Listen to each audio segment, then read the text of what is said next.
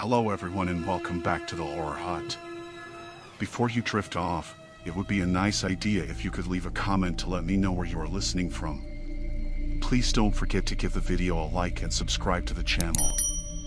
Right, let's get comfy and relaxed, and let's begin. Story 1, Echoes of the Forgotten Depths. The sun hung low in the sky, casting a dim orange glow across the rugged terrain of the old mining town. I had always thought of it as a ghost town, a place locked in time, where memories lingered like the dust that coated every surface. The town had long since abandoned its glory days, leaving behind dilapidated buildings and rusted tools that whispered stories of the past. But there was one thing that kept drawing me back, the mine.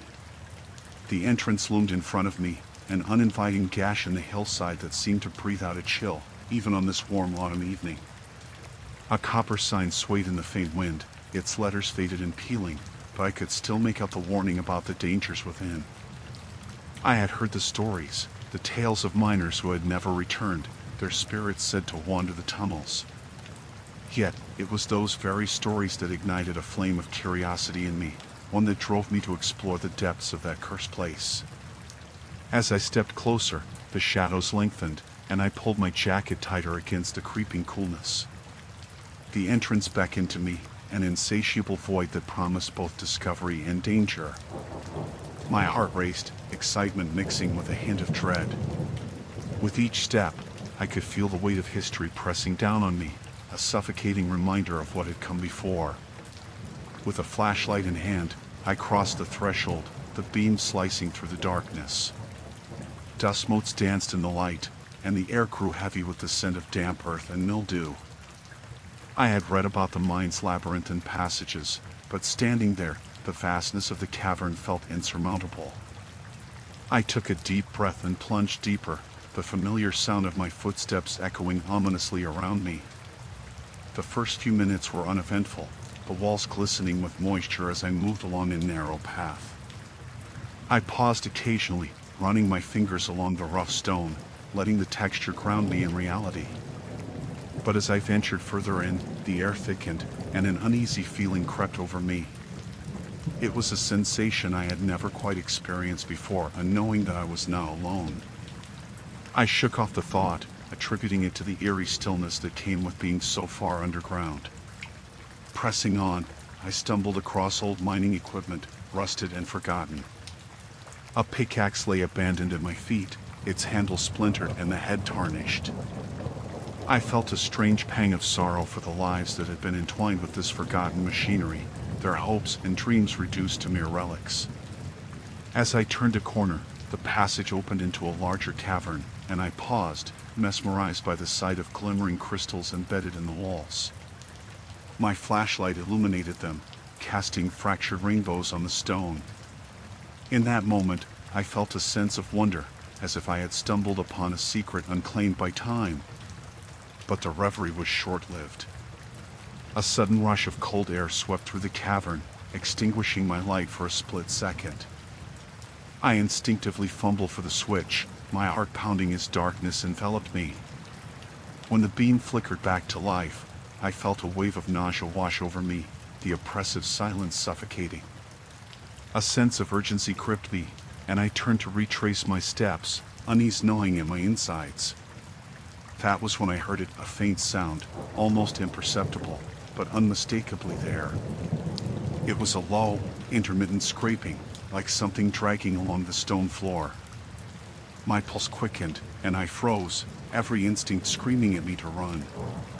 But curiosity held me in place, rooted to the damp earth as the sound grew louder.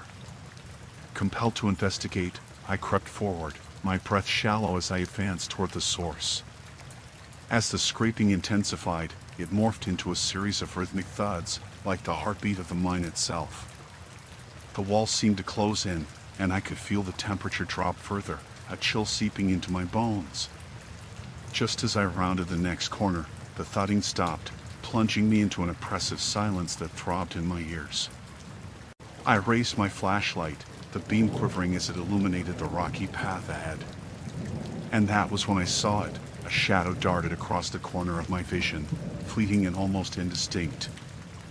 I swung the light toward the movement, but nothing stirred. My fingers trembled, tightening around the flashlight as I scanned the cavern walls, my heart hammering wildly against my ribs. With each moment that passed, the feeling of being watched intensified. I forced myself to breathe steadily, focusing on the flickering light and the cool air that chilled my face. Yet, in the quiet, a whisper taunted me. It was a soft voice, echoing in the recesses of my mind, weaving in and out of clarity. I couldn't make out the words, but the tone was unmistakable, a plea, a warning. Turn back, it seemed to whisper, the sound entwining with the dampness of the cavern. Panic surged, and I stumbled back, my feet slipping on the uneven ground. I turned to head for the exit, the urgency now overwhelming. I didn't need to understand the voice, I simply needed to escape. But as I retraced my steps, the thudding resumed, louder now, reverberating through the walls as if something was following me. I quickened my pace, dread pooling in my stomach as I raced toward the entrance. The shadows danced menacingly around me, and the air thickened, making every breath feel like a struggle. Just as I reached the narrow passage that led back to the outside world, the scraping returned, closer than before, a relentless pursuit. I could feel the chill in my back, a breath of ice against my skin. I bolted, fueled by adrenaline, racing toward the light that promised safety. The mine's mouth loomed ahead, and I pushed myself harder, bursting through the entrance and into the open air. I stumbled onto the ground, gasping as I looked back into the shadows. The mine yawned behind me, silent once more, as if it had never harbored anything at all. But deep down, I knew better. That voice would linger in my mind, and the memory of whatever dwelled within those walls would haunt me long after I had left. I had escaped, but the darkness had not let go. Not yet. The darkness pressed against the walls of the mine like a living entity, oppressive and suffocating. I had barely descended a few hundred feet when a chill danced along my spine, the air thick with an unseen weight. My flashlight flickered, casting uncertain shadows that twisted and wriggled on the walls, each flicker igniting a fresh wave of dread in me. I tightened my grip on the flashlight, willing it to stay lit as the echo of my footsteps faded into the abyss. I had come down here seeking remnants of the past, a relic tied to the stories of lost miners and whispered legends. The old tales spoke of a tragedy that struck 2 decades ago, when a section of the mine had collapsed, trapping a group of men below ground for days. They were never found, swallowed by the yawning darkness. I had always been curious about their fate, but I never thought I would venture so deeply into those cursed tunnels myself.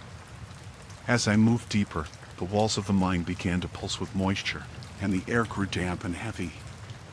Each breath tasted stale, carrying the scent of earth and decay. My breath quickened, and I felt the flutter of anxiety in my chest. I had come alone, perhaps foolishly, but the thrill of discovery had overshadowed any warning bells that should have sounded in my mind. I continued down the narrow corridor, ignoring the nagging voice that whispered for me to turn back. The tunnel branched out ahead. I hesitated, scanning the walls for any sign of what lay in either direction. The left path appeared to be more traveled. Remnants of old gear littered the ground, rusted tools and wooden beams, the remains of a miner's diligent work. The right path was darker, less inviting, as if it led to secrets best left undiscovered. Against my better judgment, I chose the right. The deeper I went, the more the mine seemed to close in around me, as though it were alive and aware of my intruding presence. The walls narrowed, and the air turned colder. I could hear the distant drip of water, a slow, rhythmic sound that seemed to echo the beat of my heart.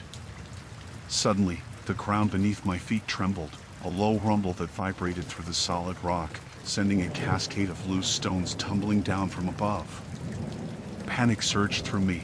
I felt the instinct to flee, to sprint back to the surface and leave this cursed place behind. But a glimmer caught my eye, a flash of something metallic nestled against the side of the tunnel. I moved cautiously towards it, driven by curiosity despite the rising panic. As I approached, my flashlight illuminated the object, a broken miner's lantern, caked in layers of dust and cobwebs. The glass was cracked, but I could still see remnants of old oil inside. It felt significant, like it tethered to the men who had come before me. I reached out and brushed off the dust, revealing a faded name scratched into the metal. Eli Thompson. The name echoed in my mind, a reminder of the stories I had read. Eli was one of the miners trapped in the collapse. I felt a shiver creep down my spine. It was as if his spirit lingered in this dreadful place, watching my every move. I fumbled in my pocket for my journal, eager to jot down my findings. The flashlight flickered again, and I cursed under my breath. Just as I began to write, a sound emerged from the tunnel, a low, sorrowful moan that sent ice through my veins. I froze, my pen hovering above the paper, breath caught in my throat. The moan echoed off the stone walls, growing louder, more desperate. It was immediately followed by the unmistakable sound of footsteps, slow and heavy, as if something was dragging itself toward me. Instinctively, I turned off my flashlight and pressed against the cold rock wall, blending into the shadows. My heart pounded in my chest, a savage drumbeat that threatened to betray my presence. The footsteps grew closer. I strained to listen, every nerve in my body heightened. I could hear the faint scraping against the ground, the labor of something or someone moving through the darkness. It felt unreal, as though the mine itself had come alive, conjuring specters to haunt me. Just then, a shaft of light pierced the darkness from the other tunnel. Someone was coming. Relief washed over me, but it was quickly followed by dread. What if they weren't human? What if they were one of the lost miners, transformed by the darkness into something unrecognizable? My instinct screamed for me to run, to flee back the way I had come, but my legs were frozen in place. The light flickered as the figure emerged from the shadows. It was a man, disheveled, covered in dirt, and looking as though he had just clawed his way up from the depths of hell. His eyes were wild, darting around as if expecting to be attacked at any moment. I opened my mouth to call out, but the words caught in my throat as I caught sight of the blood on his hands. "Help me," he rasped, his voice a haunting whisper that felt all too familiar. "They're coming." Before I could respond, the mine trembled again, and from the darkness behind him, I heard a cacophony of disembodied voices rising in unison. The sound was a chorus of despair, mingled with the echoes of the past, men who had once worked these tunnels, now lost beneath the weight of their own tragedy. I stumbled backward, my back pressing against the cold rock. The light in his eyes flickered like my dying flashlight, and I knew that I had ventured too far into the heart of darkness. The mine was hungry, and it would not let me go without a fight. The hollow sound of dripping water echoed in the tight corridor, each drop amplified against the oppressive silence that enveloped me. I pressed my palm against the cold, damp stone wall, feeling the uneven surface beneath my fingertips, and tried to steady my breathing. It was hard to tell how long I had been in this darkness. Time melted away, lost in the shadows. After discovering the hidden entrance to the mine, my curiosity had swallowed me whole. I had convinced myself that the stories of the miners who vanished decades ago were nothing but superstitions. Now, I wasn't so sure. The air was thick with an unsettling chill that wrapped around me, as if the cave itself were alive, breathing in sync with my rising dread. I tightened the grip on my flashlight, its beam flickering nervously as if fearful of what it would illuminate. The narrow passageway twisted and turned, revealing nothing but more stone and the occasional rustle of unseen creatures. I had ventured far deeper than I had intended. The thrill of exploration had turned sour, morphing into an overwhelming sense of being watched. I could almost feel the eyes of the miners pressing down on me, judging my intrusion. I paused, listening intently. The distant sound of a scuttling noise made my heart race, each beat echoing in my ears like a war drum. I turned, aiming the beam of my flashlight down the corridor, but found nothing but shadows. My mind raced, conjuring images of faces that had once occupied this darkness, perhaps still lingering in its depths. I shook my head, trying to dispel the creeping thoughts. I was alone, no one would come for me. With each step, the corridor became narrower, the walls seemingly closing in. I could feel the tightness in my chest, an instinctual warning coursing through my veins. I had learned from my father, an old miner himself, never to venture too far from an exit. But the thrill of discovery had led me further than I intended, and now the compass of my courage had begun to spin wildly. As I pressed onward, I stumbled upon an open cavern, and my flashlight flickered to life, illuminating the space. The walls glistened with moisture, the ground uneven and littered with what looked like projectiles of rock. It was beautiful in a horrifying way, the kind of beauty that made your stomach churn. My eyes scanned the room, landing on an old wooden cart, rusted and half buried under debris. Drawing closer, I could see remnants of mining tools scattered across the floor, each one a testament to the lives that had been consumed by this dark place. I knelt down, my fingers brushing against an old helmet, its leather strap cracked and worn. It felt wrong to disturb this graveyard of forgotten souls, yet an inexplicable urge made me continue searching. What had happened to them? The question haunted me, gnawing at my instincts. Suddenly, the scuttling noise returned, louder this time. My heart dropped as I stood, scanning the vast cavern with growing panic. The hair on the back of my neck stood up. I was not alone. I felt it, the presence lurking in the shadows, watching, waiting. I swallowed hard, my throat dry as sandpaper. "Hello?" I called, my voice trembling in the stillness. The echo twisted back to me, mocking my feeble bravery. I cursed under my breath, wishing I had brought someone with me, a friend, a partner. But I had come alone, driven by the desire to prove that the stories were just that, nothing more than the ramblings of town drunks and old wives. I turned to leave, but a sudden crash echoed from deeper within the mine, reverberating off the walls and sending a wave of terror rippling through me.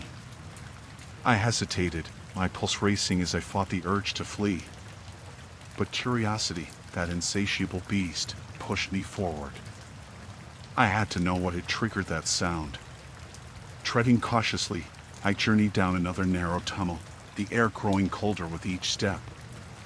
The darkness thickened around me, swallowing my light until it felt as if I was moving through a viscous, black fluid. I could hear my own breath, shallow and quick, mingling with the soft whisper of the wind that seemed to beckon me deeper into the abyss. As I rounded a corner, I was met with an unexpected sight. A shaft opened up before me, revealing crumbling wooden supports and gaping holes leading into unfathomable depths. It was a dismal sight, one that made the hair on my arms stand on end. I stepped closer, the beam from my flashlight revealing dust motes dancing in the air, yet I could not shake the feeling of being observed. Then I saw it, a silhouette against the far wall, dark and unmoving. My heart stopped, I could hardly breathe. Something was there, but it was more than just a shadow.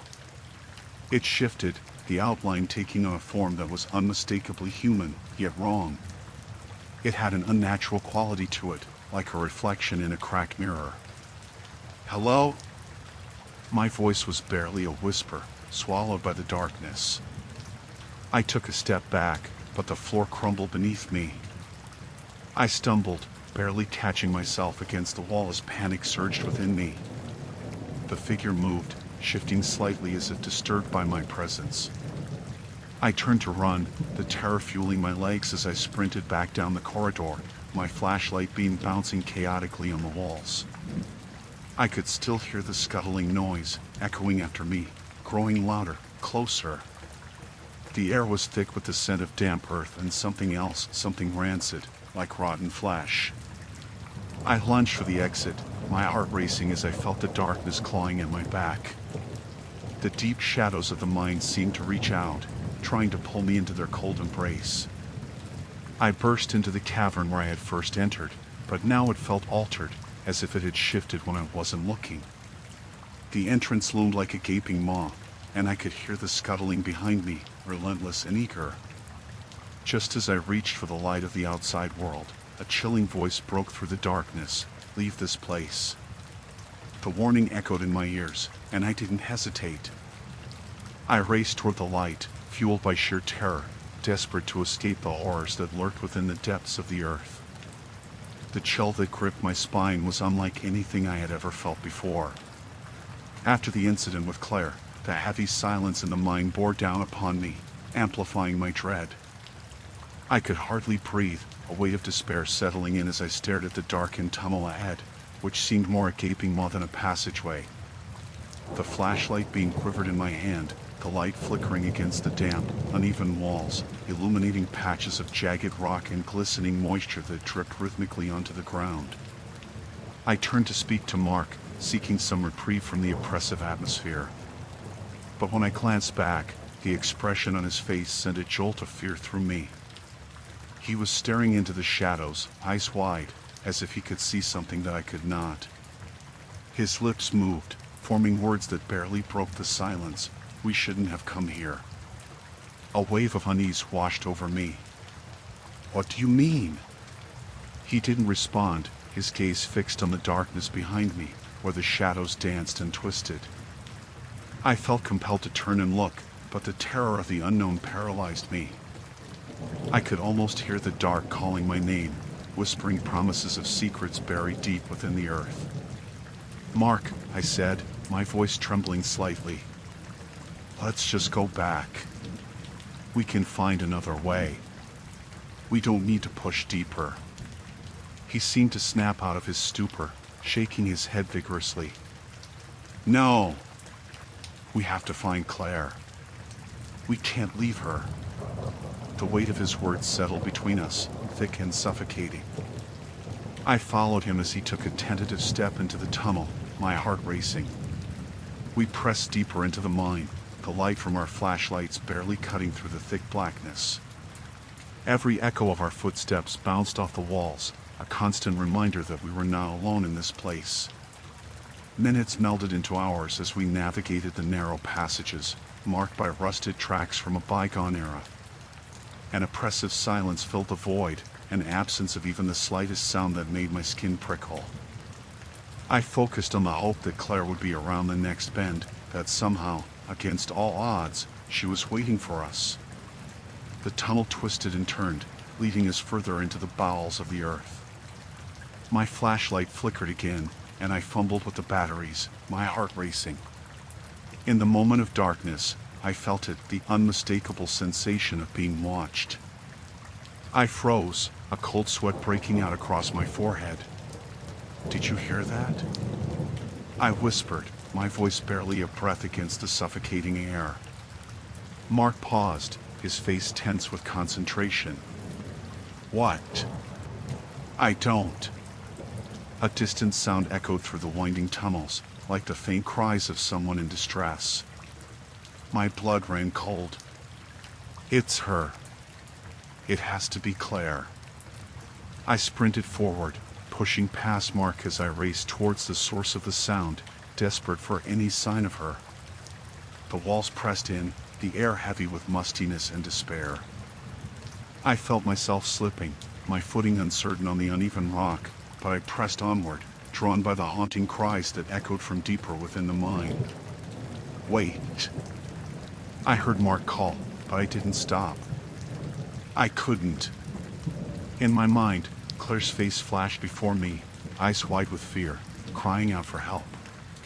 The tunnel finally opened into a larger chamber, the ceiling high and cavernous, illuminated only by the flickering beam of my flashlight. I scanned the area, my breath hitching in my throat as I took in the sight before me.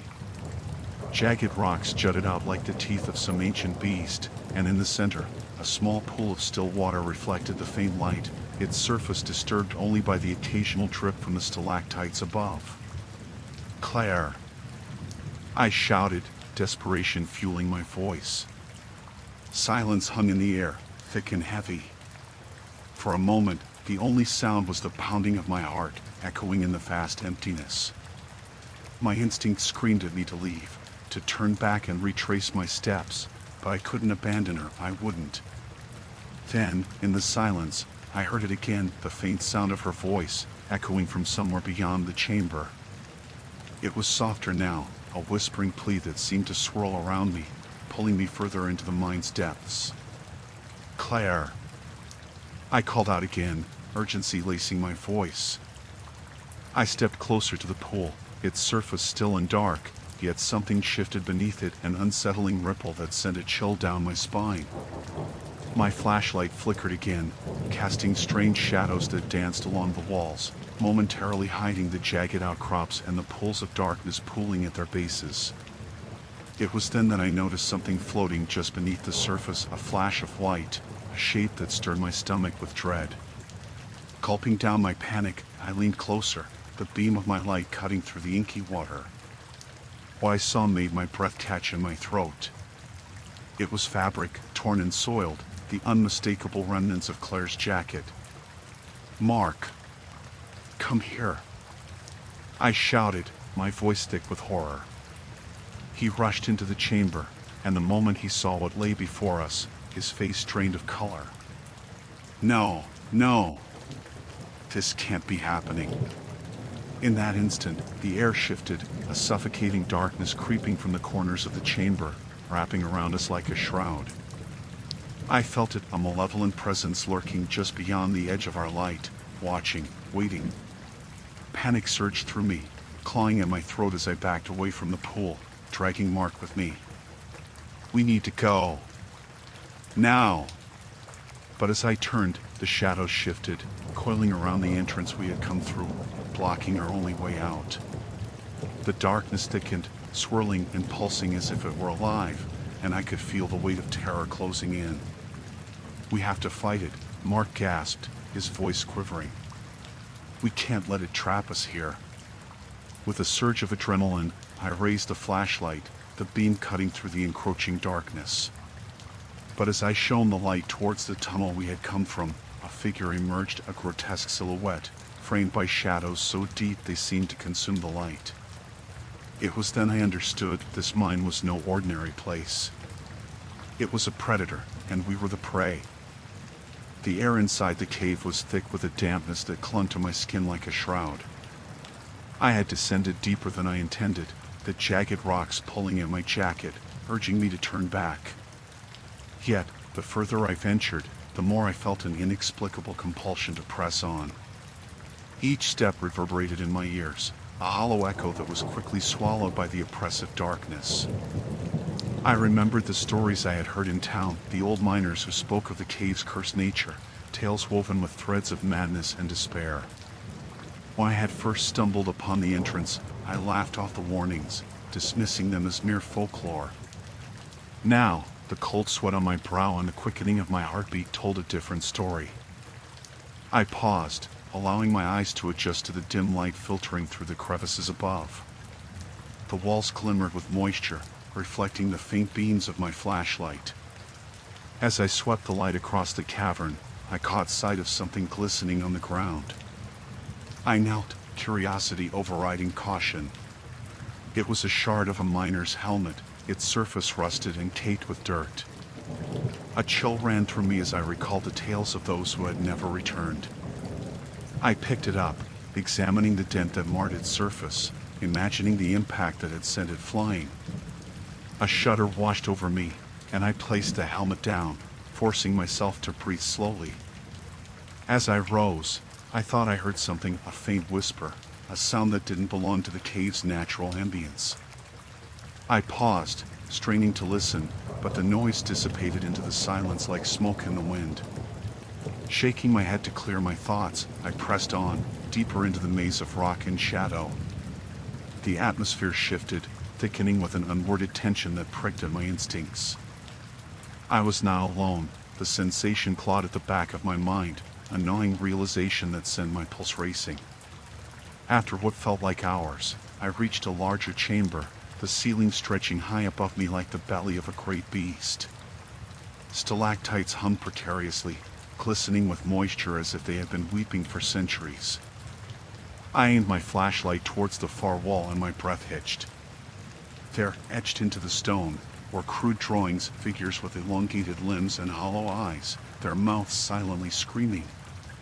I took a step closer, the crunch of gravel beneath my boots amplifying the stillness. The images were eerily reminiscent of the town's history, the miners who had vanished, the families left behind, the tales spun into legends. I could almost hear their cries, resonating through the cave as a mournful reminder of the past. It was then that the whispers returned, this time clearer, a chorus of lost souls calling out for help. My heart pounded in my chest, and I stumbled back, my flashlight beam wavering. I turned to leave, but a flicker of movement at the edge of my light caught my attention. I squinted into the dark, my breath quickening. "Hello?" I called, my voice sounding small and fragile against the fastness of stone. There was no response, only the echo of my words bouncing back at me, mocking my audacity. I stepped backward cautiously, the sensation of being watched prickled along my spine. Suddenly, a loud crack reverberated through the cavern, as if some great weight had shifted above me. Dust and small stones rained down, and instinct kicked and I ran. My feet pounded against the rocky floor, the flashlight beam dancing wildly ahead of me. The whispers turned into frantic shouts, a cacophony of voices that clawed at my sanity. I could hardly discern what they were saying, but the desperation was palpable. I stumbled, catching myself against the wall. My pulse thundered in my ears as I raised the flashlight, momentarily illuminating the path behind me. Shadows flitted just beyond the edge of the light, twisting and writhing like tendrils reaching for me. Panic surged, and I pushed on, every instinct screaming for me to escape. As I turned a corner, I crashed into a solid figure, the impact knocking the breath from my lungs. I staggered back, the light flickering over the form in front of me. It was a man, disheveled and wild-eyed, caked in dirt and grime. His mouth moved, but the words were drowned out by the chaos in my mind. "Help me," he choked out, his voice ragged.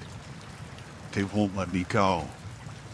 A spike of fear shot through me. He was just another lost soul, trapped in this hell of stone and shadow. Before I could respond, his gaze darted behind me, sheer terror etched on his face. "They're coming. You have to run." I didn't need to be told twice. I turned, the whispers crescendoing into a maddening chorus as I sprinted away from him. The cave twisted like a living entity, the air thick with despair and the weight of unseen eyes bearing down on me. I felt the darkness close in, the walls vibrating as if the cave itself mourned the souls it had claimed. I had to escape. I had to find the way out before it was too late. The shadows surged, threatening to swallow me whole as I barreled through the darkness, the whispers growing louder, clawing at my mind. Just when I thought I could run no further, I spotted a sliver of light ahead. My heart soared as I dashed for it, desperation lending me strength. But as I neared the exit, the ground shifted beneath me, and with a terrifying roar, the cave quaked violently. I stumbled, tumbling forward into the light, and the last vestiges of darkness closed in behind me, sealing the horrors within. Breathless and trembling, I fell to the ground, the cool air of the outside world washing over me. But the whispers remained, echoing in my mind, a haunting reminder that the cave would never truly let me go. Story 2, Veil of the Cursed Summit. The sun dipped behind the jagged peaks as the chill of evening crept into the air. I had always sought solace in the mountains, a refuge from the chaos of my life. But as I stood on the edge of the craggy cliff, staring down into the yawning abyss, I felt a sinking dread settle in my stomach. It was a feeling that lingered from my childhood, when campfire tales of the mountains came alive, warning of darkness that lay hidden just beyond the reach of a flickering flame. The whispers of those stories echoed in my mind now as I surveyed the valley below. I was alone, as I had intended, but the silence felt oppressive rather than comforting. The trees, their leaves rustling like distant voices, loomed over me, casting long shadows that danced across the rocky ground. I had come to hike, to escape, yet I felt trapped under the weight of a darkness I couldn't quite name.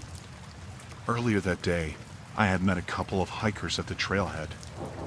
They were friendly enough, with their laughter cutting through the nervousness that always came before a long trek. We exchanged pleasantries and shared a few tips on the best routes to take.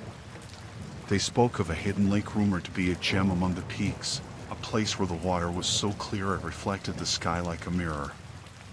Their enthusiasm ignited my own spirit of adventure, and I promised to seek it out.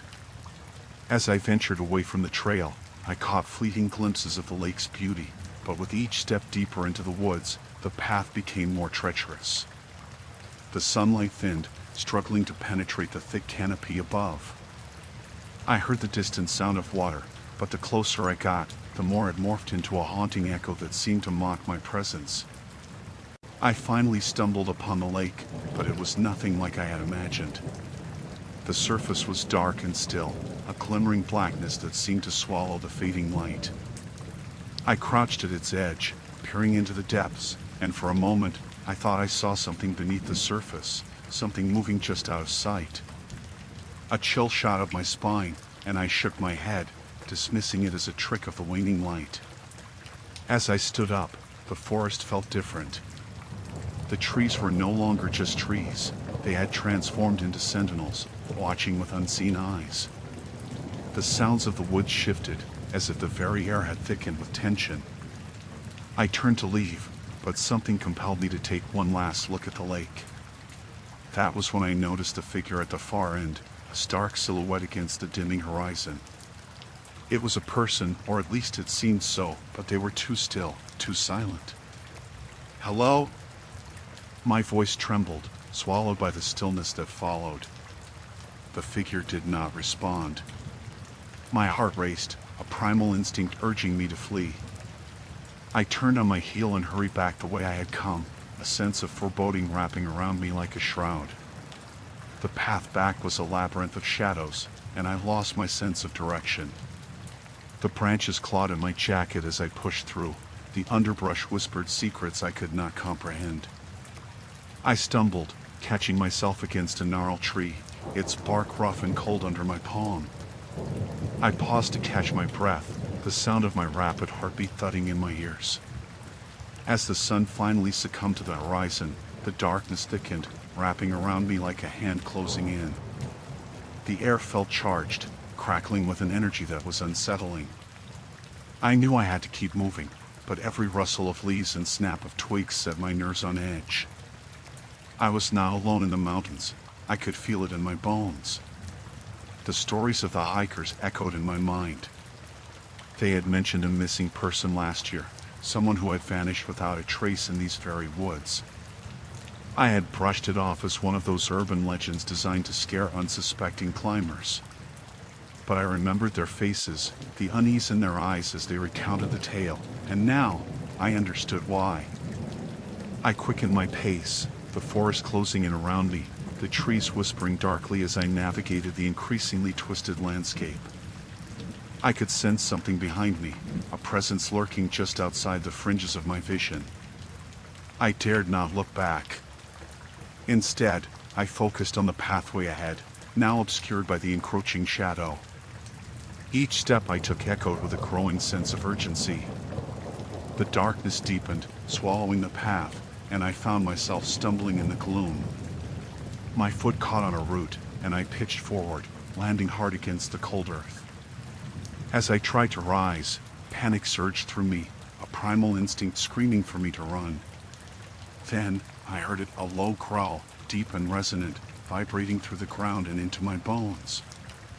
My heart leapt into my throat, and I scrambled to my feet, adrenaline coursing through my veins. The sound was close, dangerously close. I fought against the rising terror, forcing myself to listen, to detect any sign of what might be hunting me. As I turned to flee, a figure emerged from the shadows. It was not human, not anything I recognized, eyes gleaming with an unnatural light. A chill coursed through me, paralyzing my thoughts. I was not just lost, I was prey, In that moment, the laughter of the hikers, their warnings, and the stories of the mountain all crashed together in my mind. All at once, the weight of my solitude shattered, and I realized I had ventured into a nightmare from which there was no escape. The air was thick with silence as I stepped out of the cabin, the wooden door creaking on its hinges behind me. The sun had barely crested the jagged peaks, casting long shadows over the landscape. I could still hear the echoes of last night, the way my heart raced when the wind howled like a mournful animal through the trees. But now, there was only the sharp scent of pine mingled with the distant chill of the approaching storm. My instinct screamed at me to stay inside, wrapped in the warmth of the fire, but the lingering unease urged me to explore.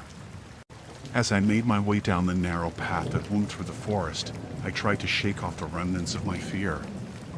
It was just the isolation playing tricks on my mind, or so I told myself. The locals had spun their tales of the mountains, stories of wanderers who vanished, of shadows stalking the unwary. But I was no superstitious fool. I was a rational person who knew the dangers of nature, not the dangers of folklore. The trees loomed over me, their gnarled branches twisting like ghoulish arms. I could almost hear them whispering, sharing secrets I was never meant to know. I brushed aside the unease and pushed deeper into the woods, where the sunlight struggled to pierce the dense canopy above. It felt as though the forest itself was holding its breath, waiting for something to happen, waiting for me. I stumbled upon a small clearing, where the ground dipped into a shallow basin. At its center lay a crumbling stone well, partially hidden beneath a blanket of moss. I approached cautiously, my curiosity piqued. The well seemed ancient, the stone slick with moisture and time. An icy draft seeped up from its depths, caressing my face with a chill that sent shivers down my spine. I peered over the edge, but the darkness swallowed the light, revealing nothing but an impenetrable blackness. It felt as if the well were a gateway to another world, one that I had no desire to explore. A flicker of movement caught my eye, and I turned quickly, but nothing stirred in the underbrush. My heart raced, and I took a step back, reminding myself it was only the wind playing tricks. As I turned to leave, the weight of dread settled heavily in my chest. I quickened my pace, the path seeming more treacherous, the trees more oppressive. The sun had dipped lower in the sky, and the shadows stretched longer and darker, closing in around me. I wanted nothing more than to return to the safety of the cabin, to shake off the creeping sense of foreboding that clung to me like a second skin. But the path led me deeper into the woods instead. It twisted and forked, and I found myself at a crossroads. To the left, the trail appeared well trodden, while to the right, a narrower path lined with thick undergrowth beckoned. I hesitated, a twinge of instinct telling me to take the familiar path, but something, an inexplicable compulsion, pushed me towards the right. The underbrush closed in around me, the air growing thicker, heavier. I could hear the distant sound of water, the soft trickle of a stream hidden somewhere within the foliage. I followed the sound, driven by curiosity. The path narrowed further, and with every step, I felt a growing sense of being watched. The prickling at the back of my neck intensified, and I fought the urge to glance over my shoulder. Finally, I broke through the dense thickets and stepped into a small, sunlit glade. The stream wound through it, sparkling like a silver ribbon. It felt peaceful here, a momentary reprieve from the weight of the forest. I knelt by the water's edge, splashing my face, trying to wash away the unease that had settled over me. But then I noticed something strange. Among the rocks and the scattered leaves, there were remnants of something unnatural, pieces of torn fabric, frayed and weathered, tangled in the roots of a nearby tree. My heart sank as I bent closer, recognizing the distinct pattern of a plaid shirt. It was the same pattern that had belonged to Mark, my friend who had vanished on this very mountain a year ago. Images of Mark flashed through my mind, his laughter, his reckless spirit, the last time we had been together. We had joked about the legends, dismissed them as fanciful tales spun to keep tourists in line. But here, in the depths of the forest, The reality of his disappearance hit me like a punch to the gut. I felt the air grow colder, the warmth of the sun fading as I stood in that glade, grappling with the weight of what had been lost. I backed away from the stream, casting anxious glances over my shoulder as I retraced my steps. The peaceful glade faded behind me, the underbrush closing in once more. The dread that had hovered on the edges of my mind now swelled within me, suffocating and relentless. I hurried, a sense of urgency propelling me forward, the path twisting like a serpent. Every snap of a twig behind me sent a jolt of panic coursing through my veins. I could almost hear footsteps, heavy and deliberate, tracking my movements. I stumbled into the clearing where the well stood, the familiar stones now feeling like a trap. I dared not linger, not with the shadows lengthening around me. Then I heard it, a low, guttural sound that sent every hair on my body standing on end. It was close, too close, and I felt the air go still as if the forest itself had paused to listen. I took a step backward, my heart thundering in my chest, and that's when I saw it. A dark shape emerged from the trees, moving with a predatory grace. Panic clenched my throat tight, and I turned and ran, the whispers of the forest now a cacophony urging me onward. I had to escape. I had to reach the cabin. Each step felt like a race against time, and the creature behind me was relentless, its breath hot on my back. I could hear it now, a low growl that reverberated through the woods, and all I could think was that the stories were true. I was now alone in these mountains, and whatever was hunting me was hungry for more than just a tale. The wind howled through the narrow valley, a mournful sound that seeped into my bones as I trudged onward, the once comforting embrace of the mountain now feeling like a vice around my heart. The storm had intensified, dark clouds swirling above me, swallowing the last vestiges of daylight. Each gust seemed to echo the warnings I had brushed aside, the local legends, the whispered tales of those who had ventured too deep into the wild. I had hoped to find solace in the isolation, to escape the memories that haunted me, but the mountains had other plans. It was as though they were alive, breathing, watching. The trees, skeletal and gnarled, loomed around me like monstrous shadows, their swaying branches resembling clawed hands reaching out to draw me into their depths. I quickened my pace, the crunch of gravel beneath my boots now a sharp reminder of my solitude. The path twisted and turned, and soon I found myself off the main trail, the landscape becoming more treacherous. I had turned back once already, but the thought of returning to the cabin, where memories of laughter and warmth had turned sour, was unbearable. I pressed on, my breath quickening with each step, the cold biting into my skin. I recalled what Nora had said before we separated, just remember, stay on the path. Her voice echoed in my mind, filled with a mix of concern and resolve. We had come here in search of adventure, to forget our troubles, but she had grown wary of the mountains, of the stories that clung to them like mist. I should have listened, but the thrill of exploration had consumed me. Now, the thrill was a distant memory, replaced by an overwhelming sense of dread. As I navigated through the thickening trees, I noticed something lurking just at the edge of my vision. For a fleeting moment, I thought it might be a deer, but a deeper instinct pulled at me, urging caution. I slowed my pace, straining to see through the tangled branches. Just as I was about to dismiss it as a trick of my mind, a figure darted into view. It was gone before I could process it, slipping silently into the underbrush, leaving nothing but the rustle of disturbed leaves behind. My heart raced, adrenaline pumping through my veins. I whispered a name, half hoping it would be Nora. No answer came, just the eerie silence of the forest that swallowed my voice whole. I pressed on, hoping the figure was merely a figment of my imagination, but unease settled in the pit of my stomach. I could feel the mountain shifting, a relentless presence that watched and waited. As dark clouds descended, obscuring the last flickers of daylight, panic clawed at my throat. I desperately searched for a semblance of familiarity, but everything felt foreign and sinister now. The trees closed in around me, the shadows deepened, and I felt an urgency to find shelter before the storm broke. It wasn't long before I stumbled upon a clearing. In the center, a dilapidated cabin stood, its structure leaning precariously against the weight of the mountain. It looked abandoned, the wood gray and splintered, windows shattered like vacant eyes glaring back at me.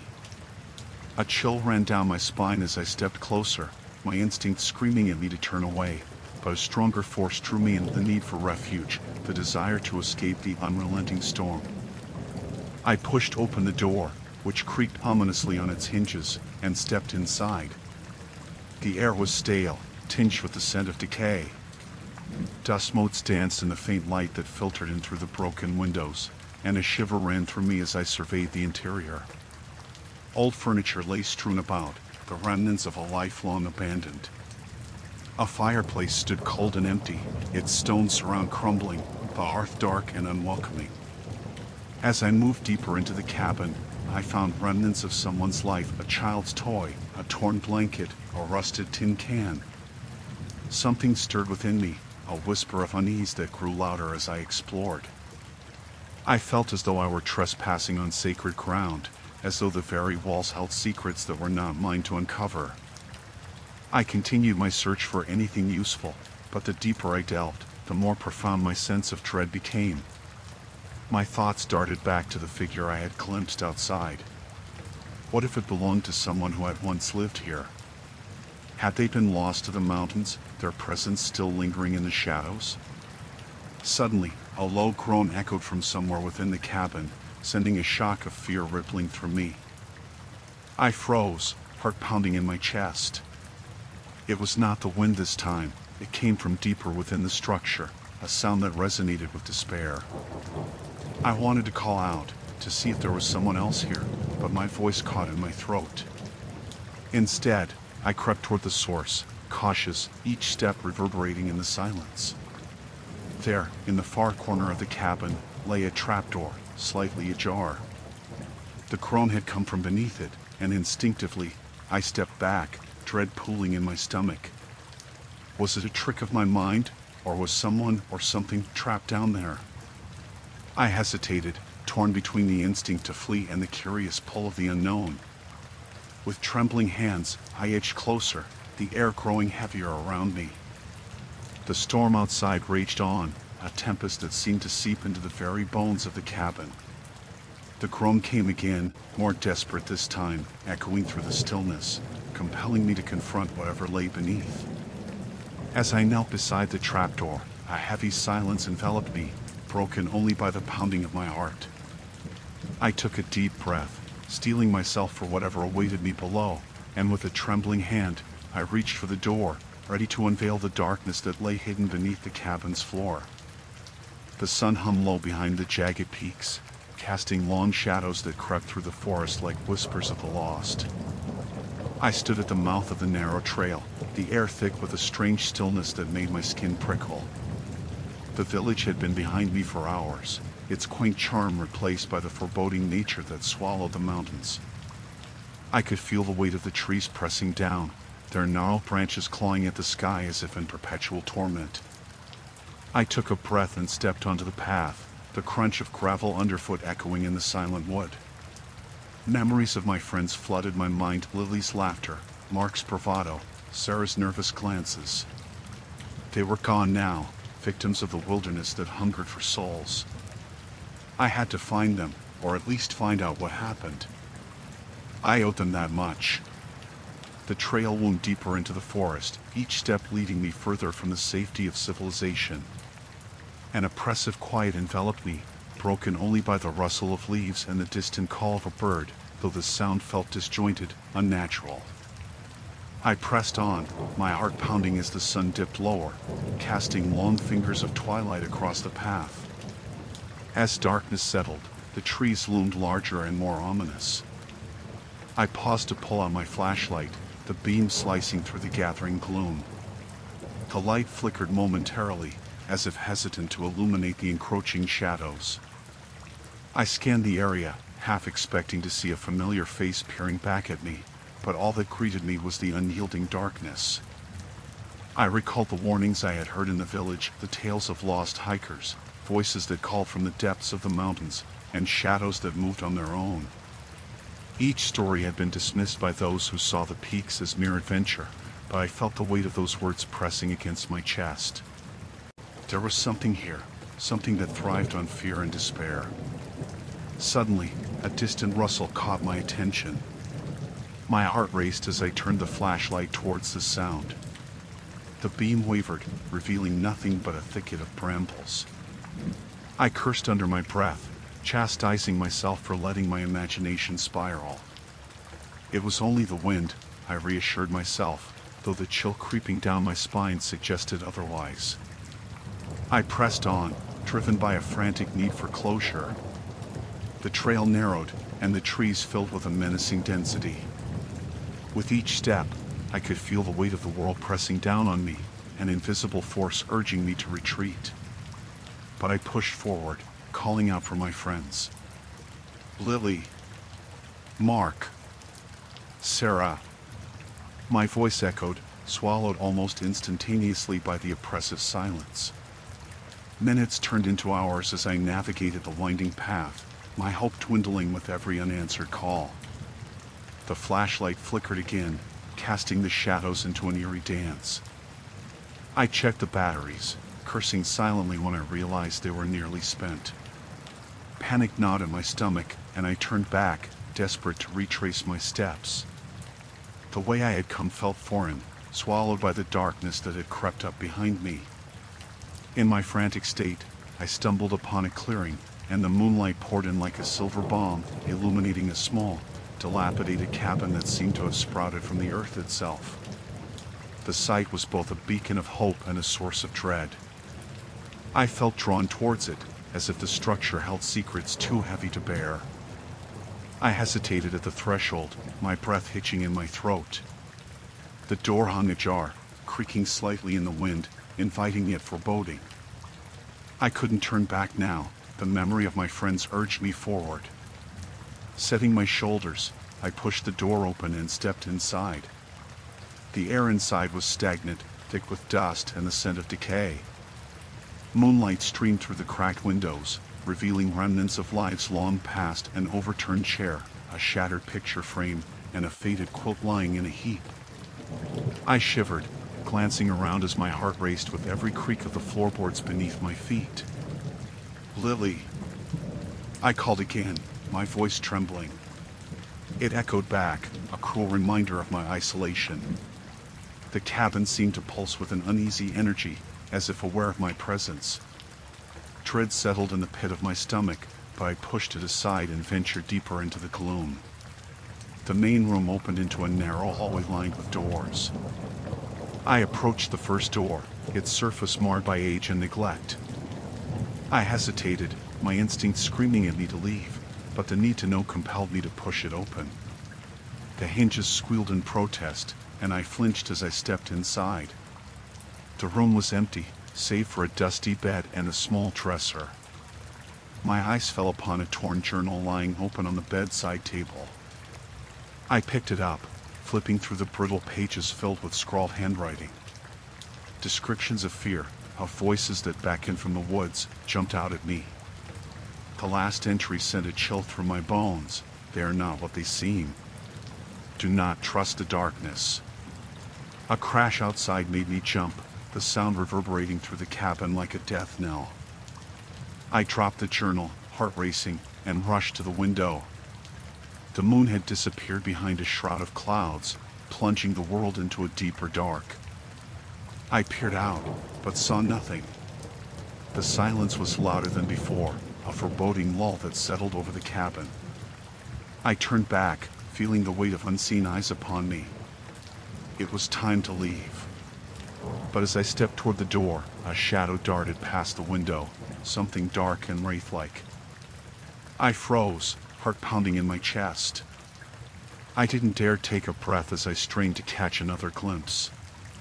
Then, silence. And then came the whisper. Soft, almost a caress, like the wind through the trees. Help us. My blood ran cold as the voices of my friends surged in my mind, begging and lost. The shadows deepened, closing in around me as I backed away into the room. I had to find a way out, but the cabin felt like a trap now. Before I could react, the door slammed shut, sealing me inside. The darkness surged, and I could hear the whispers growing louder, more insistent, pulling me deeper into their grasp. I was not alone. I never had been. The cold bite of the mountain air gnawed at my skin as I stood at the edge of the clearing, the last vestiges of sunlight slipping behind the jagged peaks. I could feel the weight of the forest pressing in around me, the dark silhouettes of ancient trees casting long shadows that danced eerily with the fading light. The stories I had dismissed as folklore now crept into my mind, filling the silence with whispers of those who had vanished into these woods. 3 days had passed since we discovered the first sign of the old woman, the remnants of a campfire choking under a blanket of pine needles. Bob had insisted we follow the trail deeper into the forest, convinced that the rugged terrain would draw us closer to the truth about the missing hikers. I had hesitated, my instinct screaming at me to turn back, but a morbid curiosity had spurred me on. What had happened to those who ventured this way before us? As we moved deeper into the mountain's clutches, the air grew remarkably still. The sounds of nature, birdsong, rustling leaves seemed to vanish, replaced by a suffocating silence that wrapped around us. The sun dipped lower on the horizon, casting long shadows that stretched across the ground like creeping fingers. I turned to Bob, who was scanning the trees, his brow furrowed in concentration. "Do you ever get the feeling we shouldn't be here?" I asked, my voice barely above a whisper. He glanced back at me, eyes wide with determination. "We owe it to them to find out what happened. We can't just turn back now." I felt a shiver race down my spine, wondering if I was betraying my instincts or if this was a misguided sense of duty. As darkness enveloped us, I fumbled with my flashlight, the beam cutting through the thick shadows but doing little to dispel the uneasy feeling settling in my gut. An unsettling noise pierced the silence, a low, guttural growl that seemed to emanate from the depths of the forest. Bob froze, his expression a mix of confusion and dread. "What was that?" he asked, his voice barely above a murmur. I don't know," I stammered, heart pounding in my chest. The growl came again, closer this time, reverberating through the air. Panic seized me, and in that moment, I could almost feel the eyes of something primal watching us from the darkness. We inched backward, our nerves fraying as the sound echoed again, this time, accompanied by a rustle of leaves. It was as if the forest had come alive, stirring with a presence that was decidedly not human. My thoughts raced, recalling tales from locals about the ancient spirits lurking in the woods, hungry for wayward travelers. "Let's move," I urged, but the words caught in my throat as I turned to lead the way. My flashlight flickered ominously, casting erratic shadows around us. Bob lingered behind, transfixed by something in the darkness. "Did you see that?" he whispered, pointing into the abyss. I squinted into the dim light, heart hammering as I spotted a figure in the distance, tall and gaunt, cloaked in darkness. It stood motionless, its features obscured. The air thickened with dread, and I felt an overwhelming urge to flee. "Bob, we need to go now." But he didn't budge, eyes locked onto the figure. It moved then, almost too fluidly, slipping between the trees with an unsettling grace. I felt a chill grip my heart, the horror of the moment crashing down on me like a wave. That's when I noticed the flickers of light, a distant fire, glowing like a beacon through the trees. It danced and swayed, casting uncertain shadows that beckoned us closer. "Look, a fire." I pointed, desperate for a sense of safety. Maybe it was someone else out there, another lost soul like us. Bob hesitated, uncertainty clouding his features. It could be a trap. Or it could be help. "We can't stay here." I grabbed his arm, and despite his initial resistance, I pulled him toward the light. The closer we got, the more the crackling of the flames filled my ears, drowning out the previous tension. We stumbled into a small clearing, and the sight before us sent a shiver of both hope and horror racing through my veins. There, surrounded by an encircle of rocks, was a campfire. But it was cold, the embers long extinguished, the ashes gray and lifeless. Scattered around it were remnants of belongings, torn pieces of clothing, an overturned backpack, and the unmistakable glint of a rusted knife. Someone was here, I breathed, stepping closer. They didn't just vanish. Bob edged forward, eyes wide with realization. What if they didn't leave willingly? The weight of his words hung between us, thickening the air. I turned slowly, scanning the tree line, and that's when I noticed the marks, long, deep scratches on the bark of the trees, as if something had clawed its way through. A distant howling echoed in the air, and I felt the darkness pressing in again. My heart raced as I glanced back at the remnants of the campfire, a sickly dread pooling in my stomach. "We should go back," I insisted, my voice trembling. "This isn't right." But before I could take a step, a shadow moved in the corner of my eye. I spun around, and there it was again, the figure from before. It was closer now, its features still obscured but unmistakably watching, waiting. I felt Bob's grip tighten on my wrist as he pulled me back. "Run!" We bolted through the trees, branches clawing at our skin as the howling intensified, a chorus of anguish that mirrored our own rising panic. The mountain, once a place of adventure, warped into something sinister, a trap set by forces we didn't yet understand. As we ran, I could feel the weight of the darkness behind us, a hungry shadow that threatened to swallow us whole. We had ventured too far, and now we were entangled in the mountain's cruel embrace, desperately searching for a way out. Story 3: Detention of the Damned. I remember the first day of school like it was a waking nightmare. The air was thick with anticipation, the kind that clung to your skin and made you uneasy. As I walked through the cracked archway of Westwood High, the old building loomed over me, its brick facade weathered and worn. The peeling paint and the broken windows whispering secrets of decades gone by only added to the chill that gripped my heart. The school had a reputation, one that echoed through the hallways in hushed tones. Some said it was haunted, others talked of students who had vanished without a trace. I never paid much attention to the rumors until that day. As I made my way to the crowded cafeteria, I caught snippets of conversations about a girl named Lila. She had disappeared last year, her laughter replaced by an unsettling silence that hung in the air like a dark cloud. The way the other students talked about her, it felt like she was a ghost looming just out of sight. I pushed through the throngs of students, their faces blurred by a haze of anxiety and excitement. I found a table in the corner, hoping to make myself invisible. I was a nobody, really, and I preferred it that way. Just as I settled in, a tall boy with a mop of unruly hair plopped down across from me. His name was Tom, a self-proclaimed misfit who could read the room like a pro. "Did you hear about Lila?" he asked, his voice barely above a whisper. I nodded, trying to appear uninterested while my heart raced.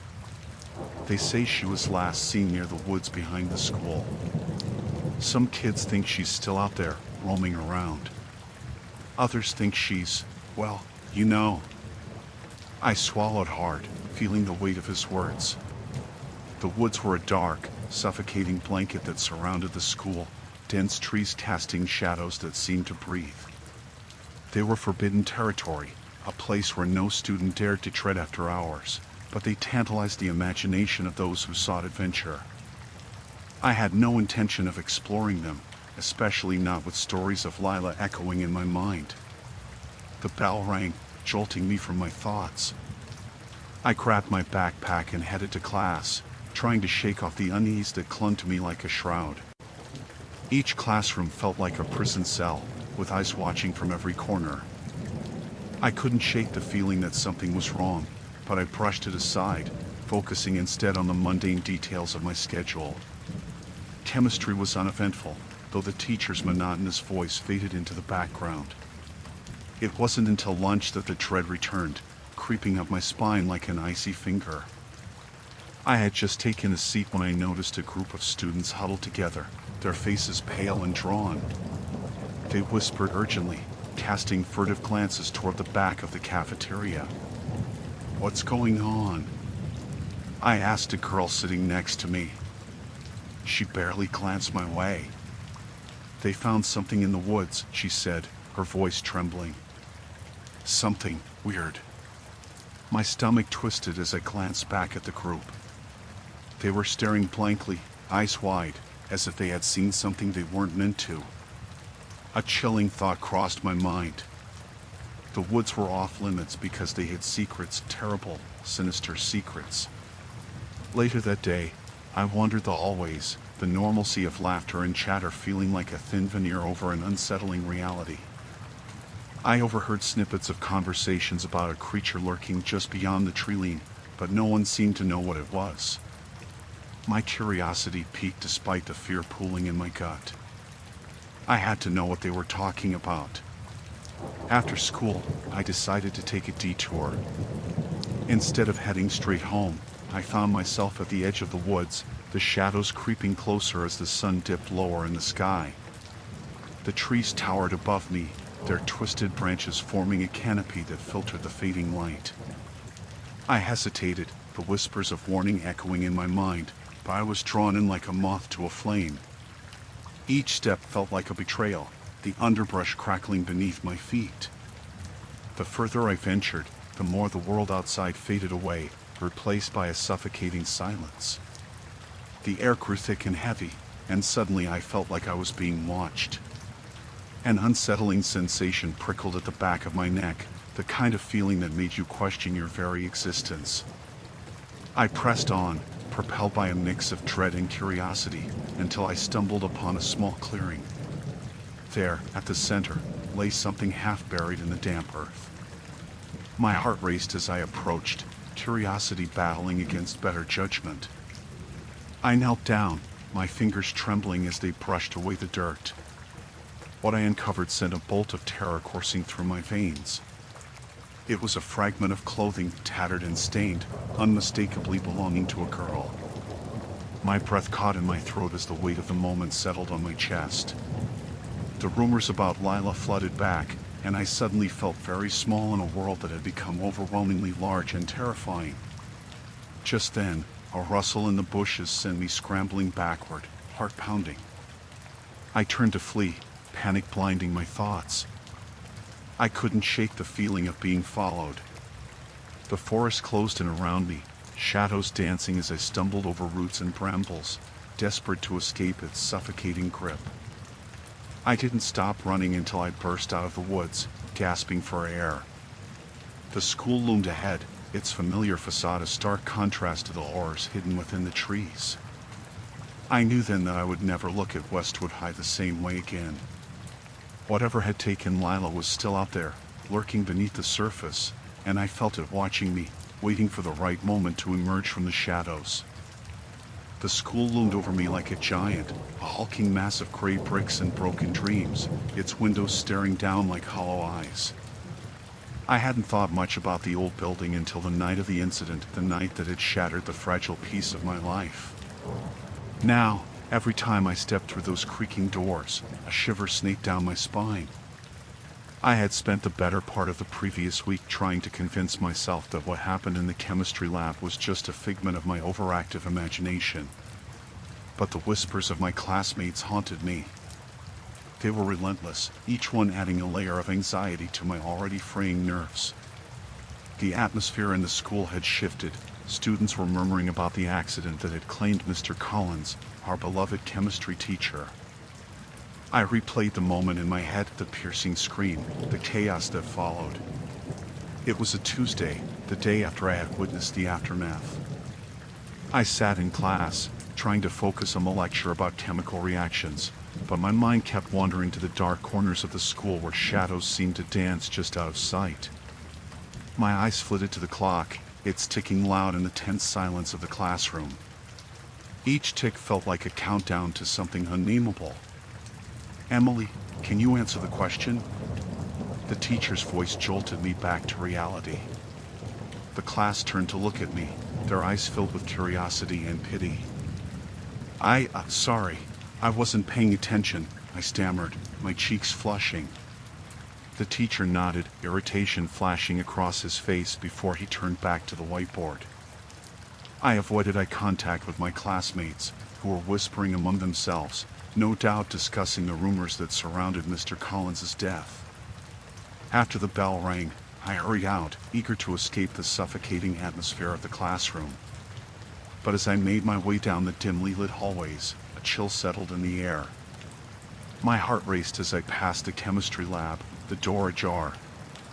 The sight of it brought back memories I couldn't shake, the frantic shouts, the police, the blood.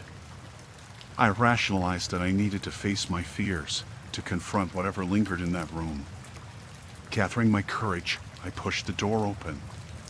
The lab was still, too quiet, as if it had been waiting for someone to disturb its solemn calm. The tables were covered in a thin layer of dust, glasswork glinting dully in the overhead lights. I stepped inside, the wooden floor creaking under my weight. As I ventured deeper, I caught sight of Mr. Collins's desk. It stood untouched, papers scattered about, his notes still sprawled across the surface. A flicker of movement caught my eye, and I spun around, my breath catching in my throat. Nothing. Just shadows playing tricks in the corners of my mind. I approached the desk, curiosity overriding my fear. I picked up a sheet of paper, the writing hurried and frantic. The last entry read, "Must be careful. Something is wrong with the compounds." My skin prickled as I turned the paper over, only to find a hastily drawn diagram of a chemical reaction, one that seemed dangerously unstable. The hair on the back of my neck stood up as a cold breeze brushed past me. I glanced toward the door, half expecting to see someone watching me. But I was alone. The silence closed in, pressing against my ears. I couldn't shake the sense that I wasn't alone, that something had been left behind in this room. Just as I was about to leave, I heard it, a faint whisper, almost melodic yet laced with despair. "Help me." My heart thundered in my chest, and I spun around, my eyes darting through the shadows. The voice felt close, intimate, as if it were right beside me. "Is anyone there?" I called out, my voice wavering. Silence enveloped the room, its weight too much to bear. I turned to leave when something caught my eye, a shadow flitting across the window. I hurried over, but the corridor outside was empty. Panic clawed at my throat. I stumbled backward, my foot catching on a straight chair leg.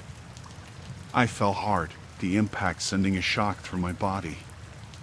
As I lay there, staring at the ceiling, I saw it, a figure standing in the doorway.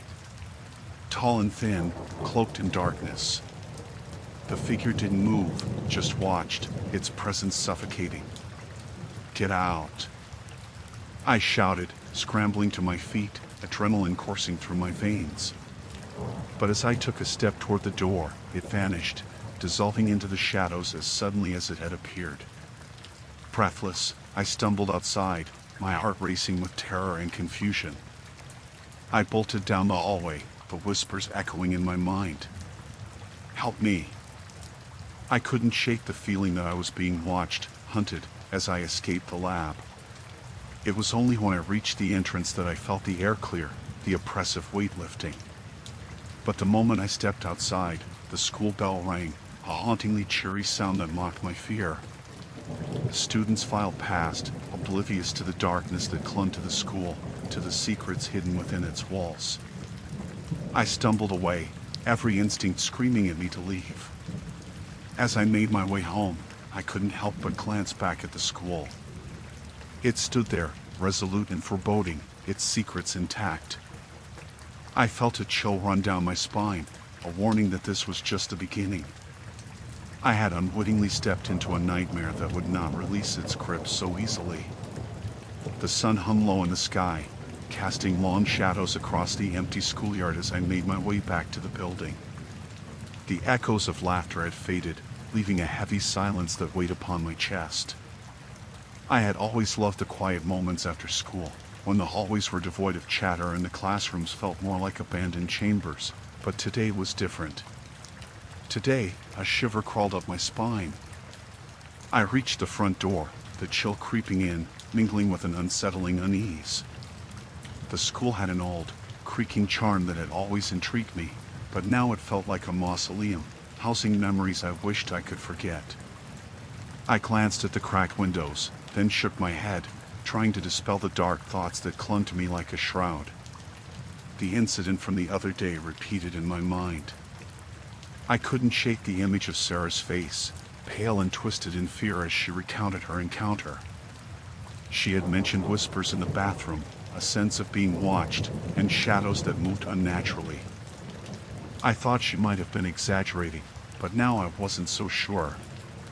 There was a palpable tension in the air, a feeling of being unwelcome in the very space I had occupied for years. Inside, the fluorescent lights flickered overhead, casting an eerie glow on the deserted halls. I walked past the gym, the sound of the basketball bouncing, muted and distorted, echoing from the locker room. I stopped for a moment, curiosity prickling at the edges of my fear. I pushed open the door, expecting to find someone inside, but only the shadows greeted me. The gym smelled of old sweat and polished wood, an untouched relic of the past. I leaned against the door frame, peering into the dimness. "Hello?"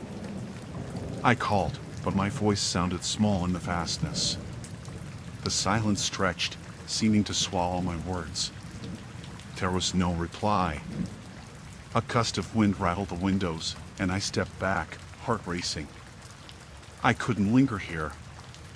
I turned and walked out, the soles of my shoes slapping against the polished floor as I made my way towards the science wing.